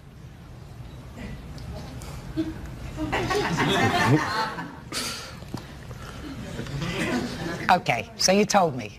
You got it off your chest? Yep. Got it off your chest? Good. Actually, off my arm. Okay. Miss Savoy, the thing that I want you to address first is this incident where you clearly burned his sofa with your cigarette. I did throw the cigarette on his couch. Why? It's 3:30 in the morning. You call your old boyfriend. You find him on the phone with somebody else. You're annoyed. You get into your car, 3:30 in the morning. Big mistake. First mistake was the tattoo you put on yourself. I'm sure there were others in between, but you were angry, you got into your car, and you went over there. So tell me your version of what happened. I was upset with him. About a week before I threw the cigarette on this couch, we got into a really big fight. We were supposed to go out, and he got angry about a joke I made about his car or something. So I was going to leave. He slammed the door as I was opening it and strangled me. That's not true, Your Honor, at all. She was very quiet when you were talking, Richard. Because I was telling the truth, No, Your no, Honor. just a second. I'm She telling was the truth. very quiet when you were talking. Go ahead. He grabbed me in his arm right in here, and he dragged me through the hall and flipped me on his bed and got on top of me, and he started strangling me, threatening to kill me and him. And every time I would try to scream, but nobody was home, I was trying to get his neighbor's attention. This was a week before the cigarette. Mm-hmm. He attacked me like that, and then I threw the cigarette on him, on his couch, because I was upset. Just a second. Did you throw the cigarette on his couch then, or Yes. this 3:30 in the morning incident? 3:30 in the morning. That was a week later. Yeah. Just a second. Are you a smart girl? Yes. A guy grabs you, puts you in a chokehold, assaults you, and according to you, a week later, you went to his house at 3:30 in the morning. Does that sound stupid? Yeah. So you got there 3:30 in the morning, and what did you do? Well, we were trying to work things out, and he said that he was just apologizing, and he wanted us to get back together. And then that night that he tells me he's on the phone with some girl, yeah, it really upset me. So I went over there, and I shouldn't have. He apologized for what happened a week before, and then you found that he was on the phone with somebody else. So you damaged his sofa, right? Yeah, but he's making a much bigger deal out of it. It's not like his friends haven't destroyed it anyway. Well, I mean, I it's know not, I made a hole in his couch. It doesn't look like it came from some boutique collection in the most expensive And sofa store. stains can be cleaned off. You may just have to live with this little cigarette hole in your sofa, sir, and the tattoo on your arm. Do you understand? This was a long-term relationship. It clearly has ended, I assume. Yes. Now, not very difficult. You have a countersuit. Your countersuit is for all your belongings that are at his house. You say he refuses to give you his belongings. Have you gotten them back? No. What do you have at his house? I have all my dishes, all my furniture, like 10 boxes of personal belongings, books, clothes, a dresser, And you basically everything I acknowledge that all have. that is in your house, sir? Yes. I've been living for 6 months without anything, no furniture, nothing. All right. I can't make a meal at home, nothing.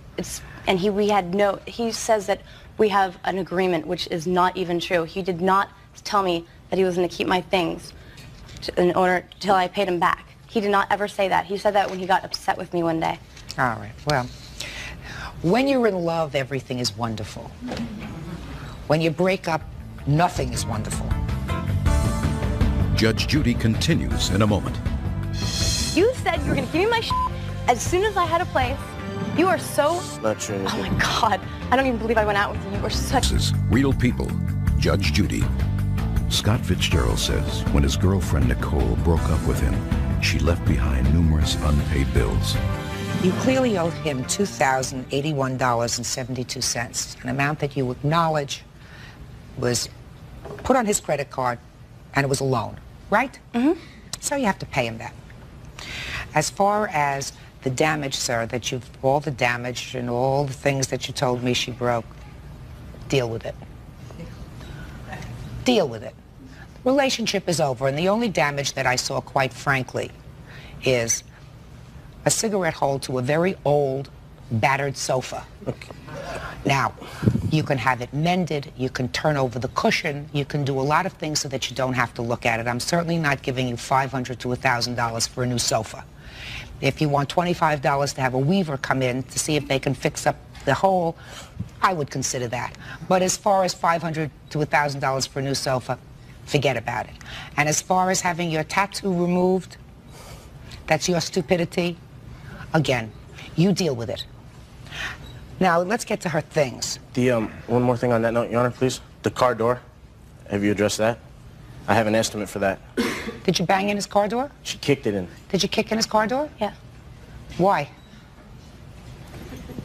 Because he was being a jerk like he always is. Give me the estimate.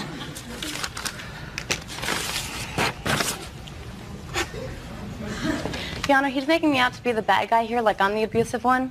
He's always abused me throughout the entire relationship, kicked in apartment doors, car doors, everything. Beat me a few times. That's not true. That is true. You are totally lying right now, and you know then, it. Miss LaSavoy, listen to me. Yes, you have. Hey. A few times? Beat you? Even once?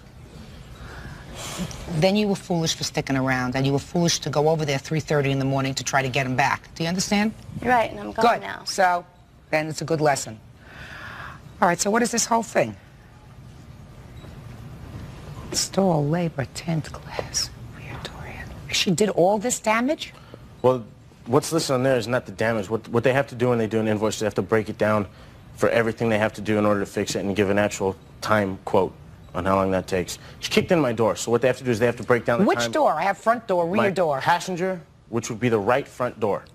So what that breaks down is removing the moldings, removing the door handle, Yeah, painting but it says I have a prepping it. rear door here, rear upper window molding, rear door handle.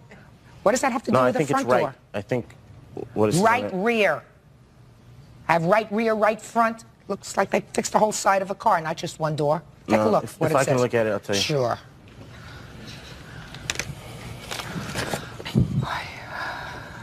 What that is that says refinish and blend because there's going to be new paint on that one door. It's not an old car, Your Honor. It's a 92 Ford Explorer, and I don't plan to keep it forever. When I go to sell it, they're going to see that that door's been repainted, and I'm not going to get as much money for it. Why do I have to lose that? So what they have to do is they have to blend the paint on the back door since it's next to it, as well as the paint on the front fender. All right, let me see it. It says over here on the second column under labor type, it says refinish and blend. Okay. Temper. Okay. When could she have all of her property? As soon as I get my money. Judge Judy is ready to rule. Okay. When could she have all of her property? As soon as I get my money. Well, you're going to get your money. $2,573 is what you're going to get. And that gives you $25 to have somebody come in and weave out this cigarette hole. So you're going to get your money. You want to do this exchange within 3 days? I can't do it within 3 days. I'm working. I'd like it Why not? in 3 days. Because I'm working, Your Honor. When can you do it, sir?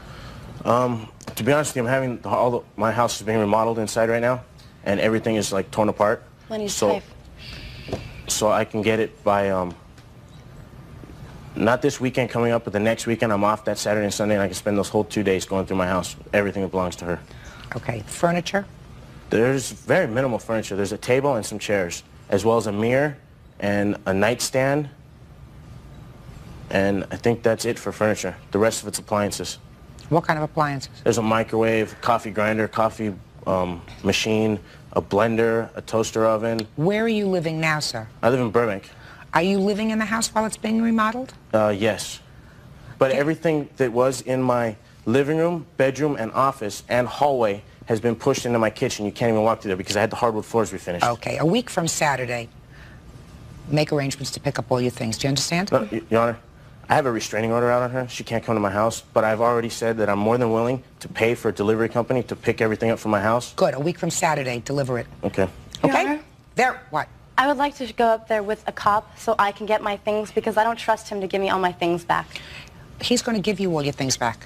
I don't believe he will. Just a second. I can't. You have a restraining order. Is that right? He just said that there's a restraining order against you. Is that Can correct? I send one of my friends over there? No. He's going to sit. I don't want to create any more difficulty. I assume he does not either. If he's gone so far as to get a restraining order against you, Miss LeSavoy, I assume he doesn't want you to come again. I assume that if there's any item that is questionable, you'll use the smart thing, do the smart thing, pack it up and send it over. Good. Thank you very much. That's all. Step out. Versus Jackson. Step forward, please. Kathy Tracy says when her boyfriend, 23-year-old Steve Jackson, caught her at her ex-boyfriend's house, he destroyed her property. Now she's taking him to court to recover the damages.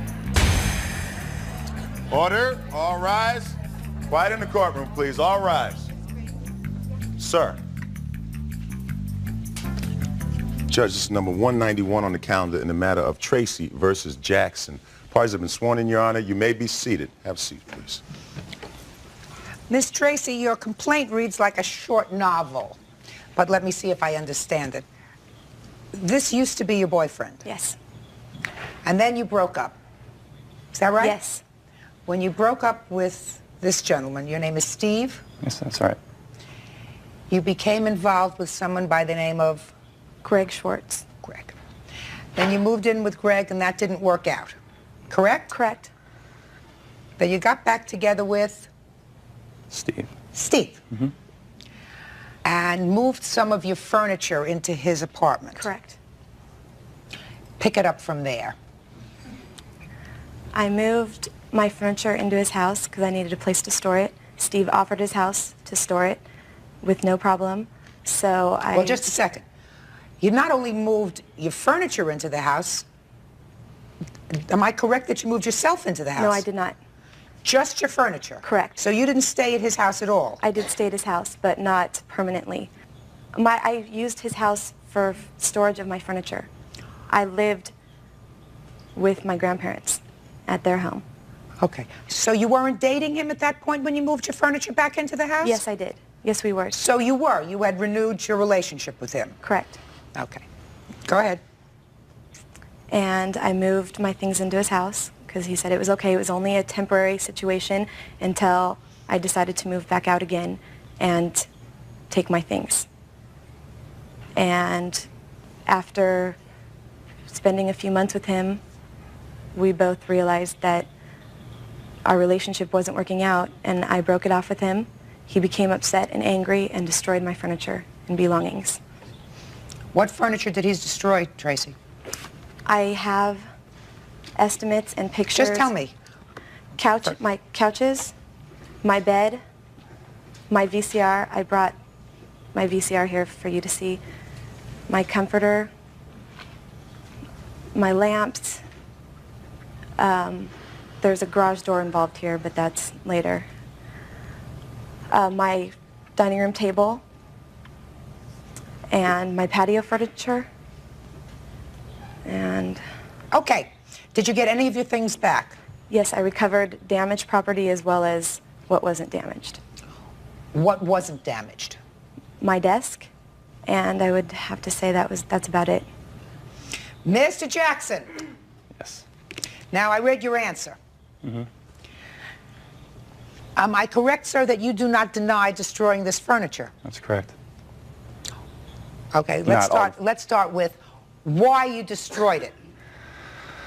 Okay, the first thing why is because she did not call it off. What actually happened was I found out that she was doing something behind my back with the same gentleman that we moved the furniture out of, his house. So you found out, according to you, that the plaintiff, Miss Tracy, was seeing Mr. Schwartz again. That's right. And that made you? Upset, angry. That happened in June of '97. It was found out on June 20th. I confronted her about it. She lied time and time again, even though I knew that I saw her car at his house. I left a note on her car. I'm sure she didn't bring that with her today. So you found her car in front of his house. What were you doing in front of his house? Driving by to work. You didn't have to go out of your way in order to do that? Not at all. Excuse me, Your Honor, I have to... Just a second. I'll get back to you. So you left a note on her car? Right. Saying that caught you, something like that? Basically. All right. But that wasn't enough. Then you got very angry. No, actually after that, I confronted her about it. After a couple days of lying to me, she finally admitted it. And then we were still talking with each other about it. I can't really say if we were together or not. And about a month after that, I was just upset one night and got sick of seeing the stuff that she gave me at my house. Had the dining room table in my dining area and got upset and just didn't want it anymore. And that's why I destroyed it. I did not want to see it anymore. I didn't want it in my house anymore. I didn't want to have anything to do with her anymore. Tell me how you destroyed it. Some of the chairs that were broken were kind of already broken because they were, like, if you step on the chair or if you rest your foot on one of the wooden rests. I mean, did you pick up the furniture and fling it and hit it? All right, so you destroyed it. Yeah. Wasn't just the dining room table and It chairs. was a dining room table and chairs, a couch. How did you destroy the couch? Threw it off my balcony. Because it was up in my bedroom, because she gave me some of the furniture. We'll get to the giving because that's your defense to this action. You say she gave you all this furniture. Right. And therefore it was yours to destroy. Tell me how she gave you the furniture, Mr. Jackson. In March, the middle of March of this year, 97, we were together. She came over to my house one day, found out that her ex-boyfriend was cheating on her. This same Mr. Schwartz. Found out he was cheating on her, got really mad, decided to go to his condo where she had her furniture, and I offered to help move the stuff out along with two of my roommates, who we all have trucks, so we decided to go over there. And one day we moved all the stuff out of the garage, out of the townhouse. And I asked her, where do you want to put this? She said, well, I don't even want this stuff. Why don't you want it? It reminds me of him. And I go, well, if you don't want it, then, you know, what are you going to do with it? She said, do you want to take it? I go, I don't want all this stuff. Had couches, a table, lamp, and some personal items, kitchenware and a mattress, Christmas ornaments. I go, I don't want all this stuff. But the stuff that I can use, fine, I'll take. Dining room table, a couple couches, a lamp, and that's it. Everything else went in my garage. What about the VCR over there that's got a big dent in it? That was not for me. I don't know how she can justify me doing that. She had the VCR. She had it in my house, but I did not touch her VCR. You mean when you were destroying all the other stuff, you didn't just happen, one of the couches or the dining room table and chairs or something didn't plop itself on that VCR? I didn't walk into the closet and look for a VCR just to destroy it. She didn't have her stuff out in my house. She had I understand that. Somebody destroyed that. I don't know who. You were in a rage. Is that a fair statement, That could be a good statement, yeah. Judge Judy continues in a moment. Steve couldn't handle the fact that I didn't want to be with him anymore. He was drunk. And he was drunk. But, I mean, it's apparent that he has a drinking problem. Real cases, real people. Judge Judy. Steve Jackson admits he flew into a rage when he found out his girlfriend, Kathy Tracy, was spending time with her ex-boyfriend. But he says the property he destroyed belonged to him, and Tracy has no grounds for this lawsuit. Mr. Jackson, I find it difficult. She says that she just stored her stuff at your house while she was looking for another place. I don't think that you develop a sentimental attachment for furniture that reminds you of another boyfriend. That doesn't make sense. Common sense suggests to me that a couch is a couch, and a dining room table and chairs is a dining room table and chairs. And just because an old boyfriend ate off of it or sat on it doesn't mean that you don't want to look at it anymore, sir. Because if she was dating you again, she was still going to look at the furniture, right? If it was in your house. And she was going to be looking at the same furniture that Schwartz sat on and ate off of.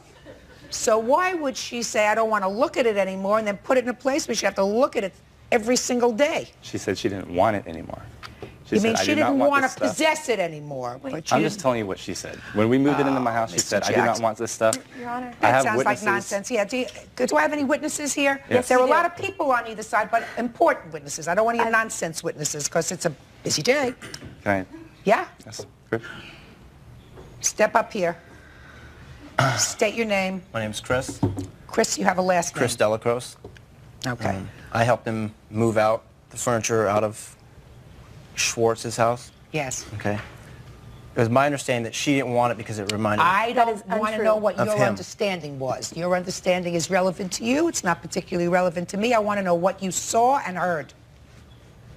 I saw her furniture move into our house. And what did you hear her say, if anything? Right here. Nothing. Nothing right to me, no. Good. Did you hear her say? Did you hear her say anything to anyone else? No. Good. Sit. Do you have any other important witnesses for me to hear, Steve? No. Perfect. Do you have any witnesses you wish to me to hear? Important ones.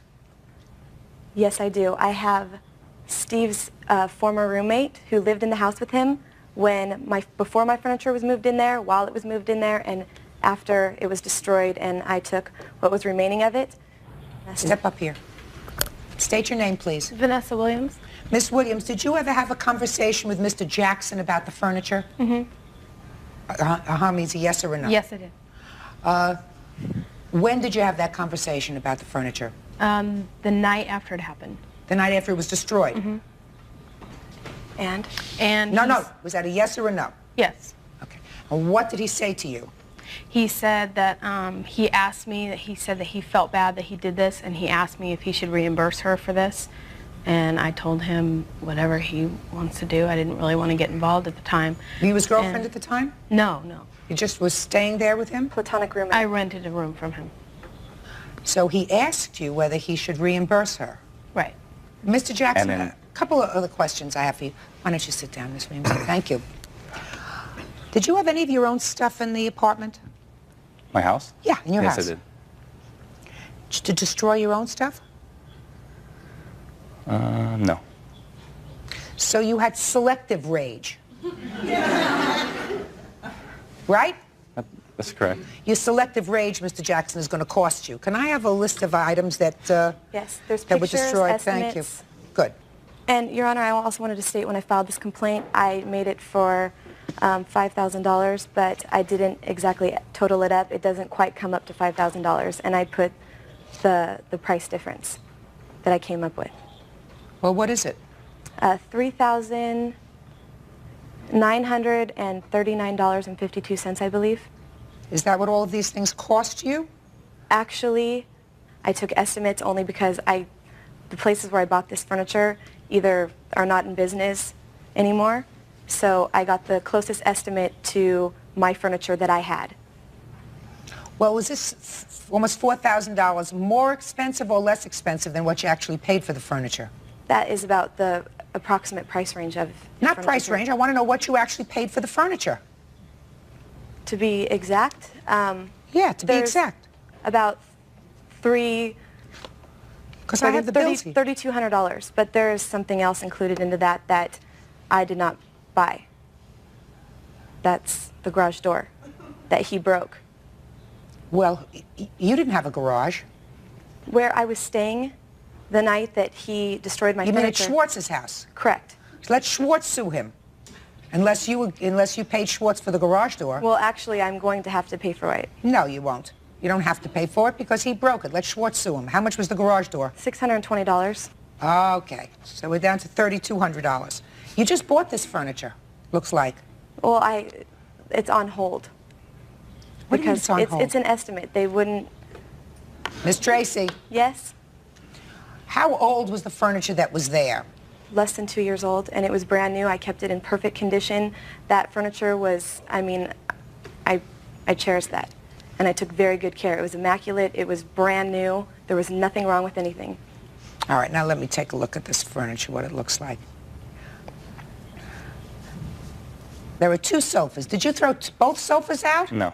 Where's the other There was one? nothing wrong with the other sofa. She moved it out later on. There's nothing wrong with it.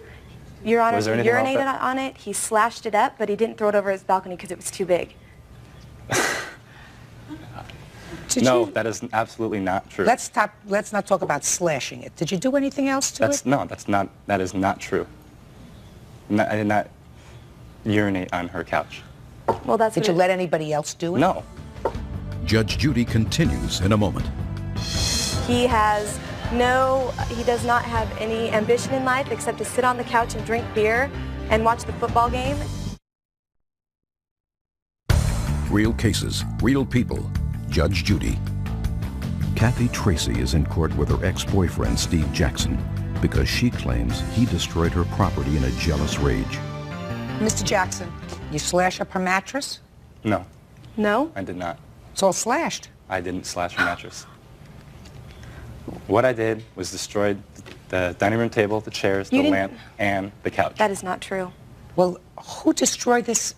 I don't know. She's had the furniture ever since July, the middle of July. Well, and I then thought- 1 month later, she comes in and... Miss Tracy? Yes. When did you get the mattress back? I got the mattress back when I moved all the furniture. The night was July 17th, is when he destroyed all of my furniture at approximately 2 o'clock in the morning. Right, okay. I picked up my furniture that day, that afternoon. He let me come and recover the damaged Are you property. telling me that you took out this damaged mattress? Yes. Why did you take out the damaged mattress? To use it as evidence, because I was obviously going to take him to court over this. Who helped move out the furniture? I had 2 movers helping me. Show this to him, please. Did you... Mr. Jackson, I want you to look at that very carefully, sir. No, I did not do that. That's not my place. She's had the mattresses ever since the middle of July and not touched that. Now I can turn to the pictures of the couch and the table. Can I look through this? The couch isn't in there. I see a picture of a garage door opener, I'm not interested in the a garage door mattress. opener. That's well, I another don't lawsuit. see how she can justify $3,200. Just a second. I asked you about the mattress. Did you do that to the mattress? No, I didn't. I did not touch her mattress. This keeps getting better.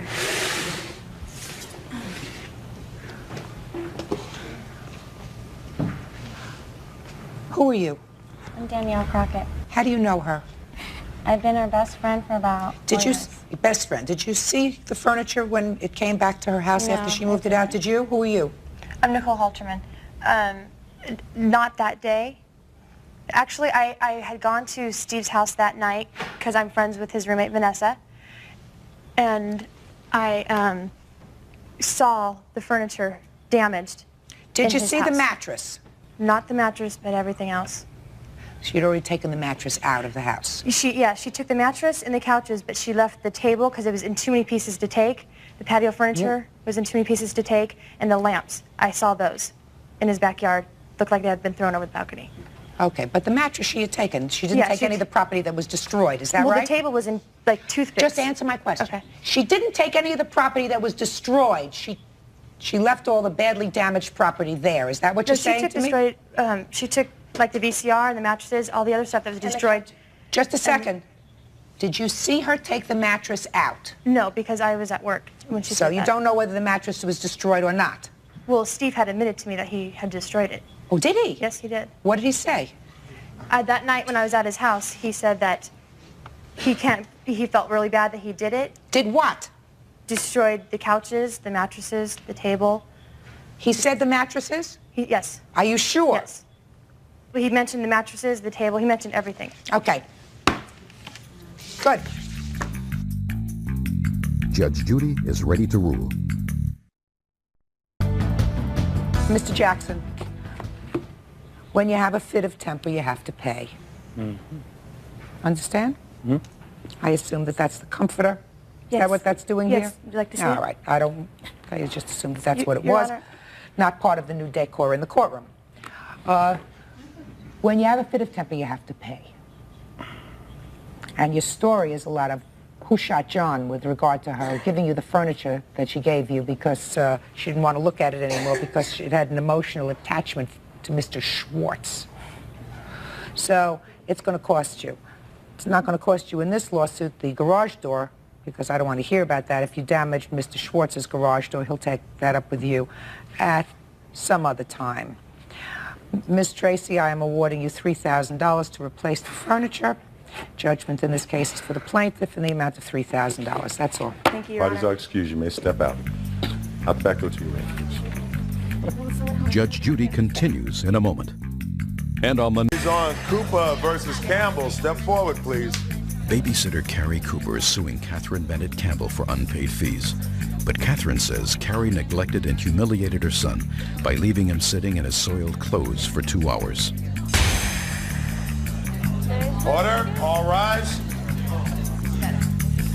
sides, please. Judge, please. Judge number 36 on the calendar in the matter of Cooper versus Campbell. All parties have been sworn in. Judge, you may be seated. Have a seat, please. Well, this case presents a serious problem that a lot of working people have, especially working moms, who have to find appropriate daycare for their children. According to this complaint, Ms. Campbell, you hired the plaintiff to take care of your children while you were working. That's correct. How long did she care for your children? I believe a little over 2 years. I'm not exactly sure. And how many children did she care for? She cared for 2 of my children. I have only 2 children. How old are they? Your son who's 5. My son is 5, and my daughter who's here today as a witness, she is 7. And there came a time when you became dissatisfied with her service. According to your answer, terminated the service. But according to your complaint, she did not pay you for the last month. Is that correct? Correct. Which was $450. Correct. So, let me hear what happened.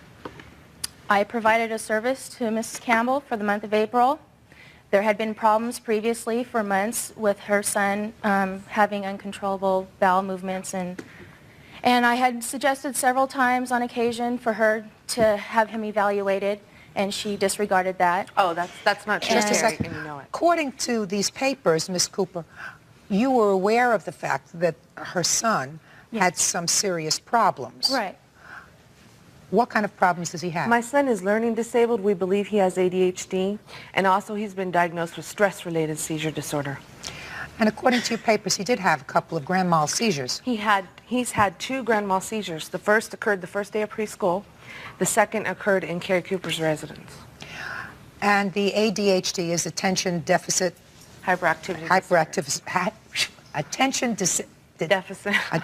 deficit hyperactivity disorder. Correct. And you were aware of that he had yes. these problems. So he soiled himself while in your care. Right. Twice. Twice? No, this has been going on. It was it was the 3rd time. It was the 3rd time. It was more than 3 occasions. No, it wasn't. Don't interrupt. Okay. So what happened on the day that precipitated this was lawsuit? At 3 p.m., April 30th. I proceeded to call Kathy at her place of employment. At 3 o'clock, the little boy soiled himself. Right. And you called her at her job. Yes. What time does she usually come to pick up the children? 5 o'clock. Okay. So I proceeded to ask her if she can make arrangements for somebody to come pick him up. No, you didn't. Listen, I'm going to get to you in a second. I called her, notified her of the problem, asked if somebody could come pick him up. I didn't have another diaper to change him or a change of clothes. She said he would have to stay like that. You're not helping yourself. Okay. Okay? He would have to stay like that until she got there.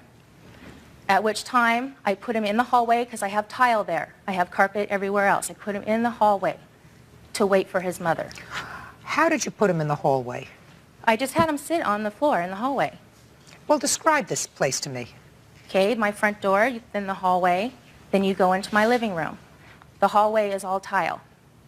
And I had him sit there instead of the carpet so my carpet wouldn't get soiled. Do you have any children? Yes, I do. I have 1 child.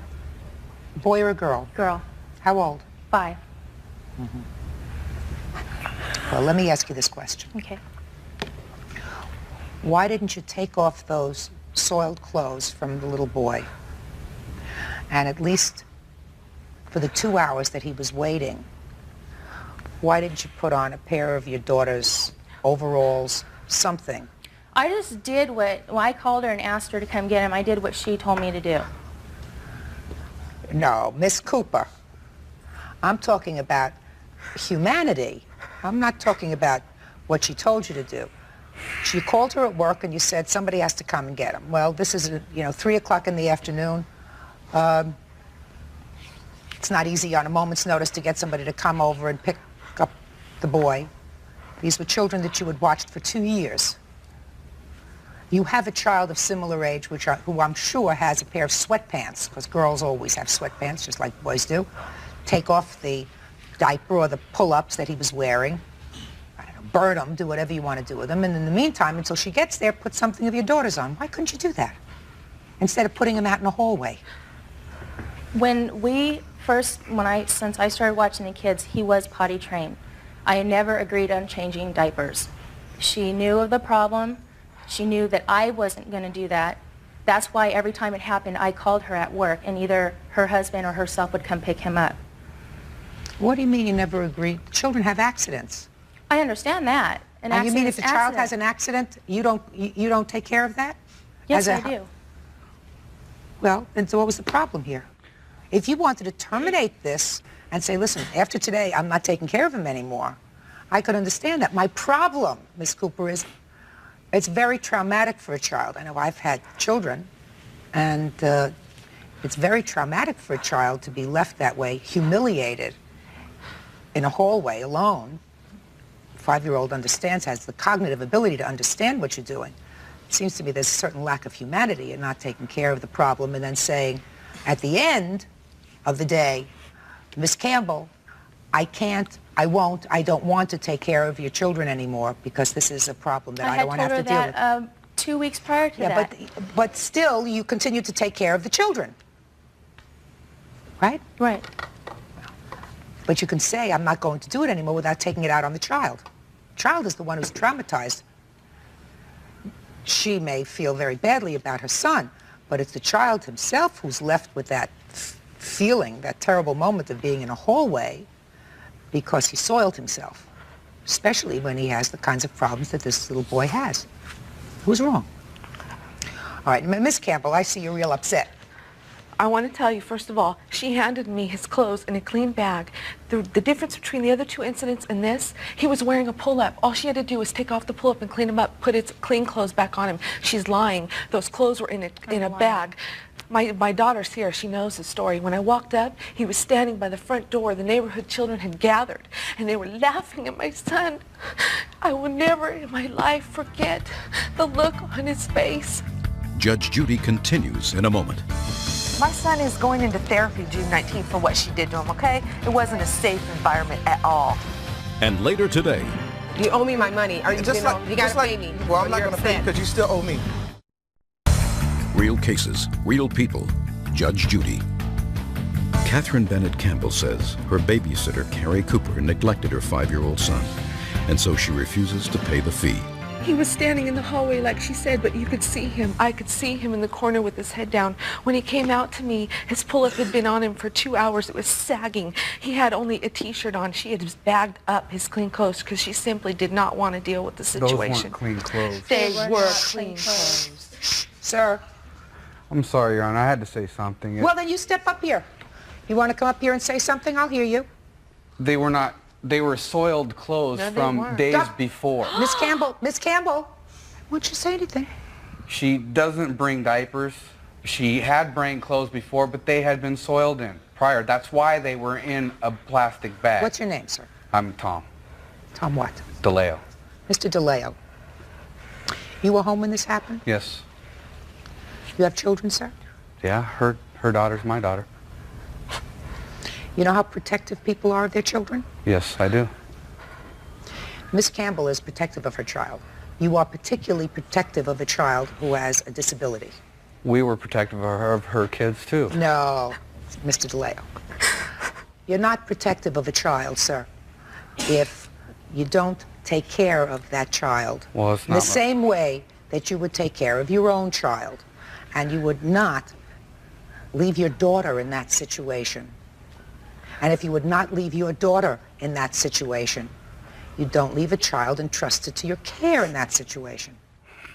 I want to say, when she made that phone call to me, if I had known that my son was going to go through this, you better believe I would have picked him up. I never intended for this to happen to him. Had you always paid her on time? Yes. Yes, ma'am, I did. And you paid her at the end of the month? Yes.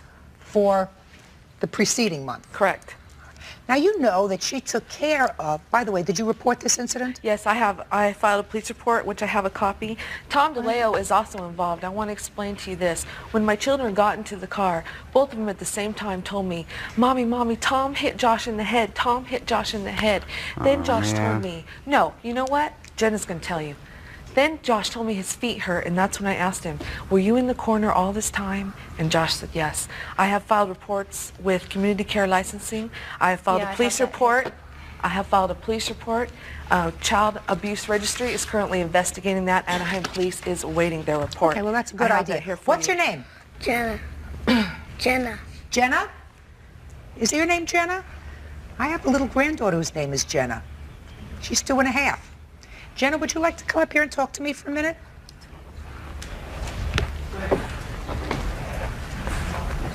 Watch your step. See you, Jenna. Hi. Hi. Jenna, do you remember that day when your brother had a problem? Yes? Well, would you tell me what happened? You look at me and tell me. Well, I came to my babysitter's house. She picked me up from the bus stop, and then we had to do my homework, me and my friend, and then we ate our snack, and then we played the monkey game, and then it was time for Joshua to get up, and then he had been sleeping? Yeah. And he did an accident. And While in his pants while he was sleeping? Okay, so what happened then? And then Carrie put him in the corner for 2 hours, and then he told me that... Who's Carrie? She. She. That's Carrie? She put him in the corner? And then he told me that Tom hit him in the head because he hit Ashley on accident. Oh, so that Tom hitting him on the head had to do with an argument that their little girl was having with your brother. So he said he hit him on the head because he hit Ashley. Joshua hit Ashley. I see. It didn't have anything to do with him soiling his pants that he got hit in the head, right? Is that right? Good. Anything else you want to tell me? Has it always been okay at this babysitter's for you? Up until this happened? She's a pretty nice babysitter? Yeah. She takes care of you okay? Yeah. Mm-hmm. You never had any complaints before, did you? No? You have a new babysitter now? You like the new babysitter? Want to go back to your seat? Okay. Okay, so at least we found out about this hitting on the head. It didn't really have anything to do with but how this appropriate is it to hit a child with stress-related Kathy, seizure I disorder never in the hit head? Josh in the Okay, head. listen. No way. Listen. That's what my children told me. Judge Judy continues in a moment. I have nightmares.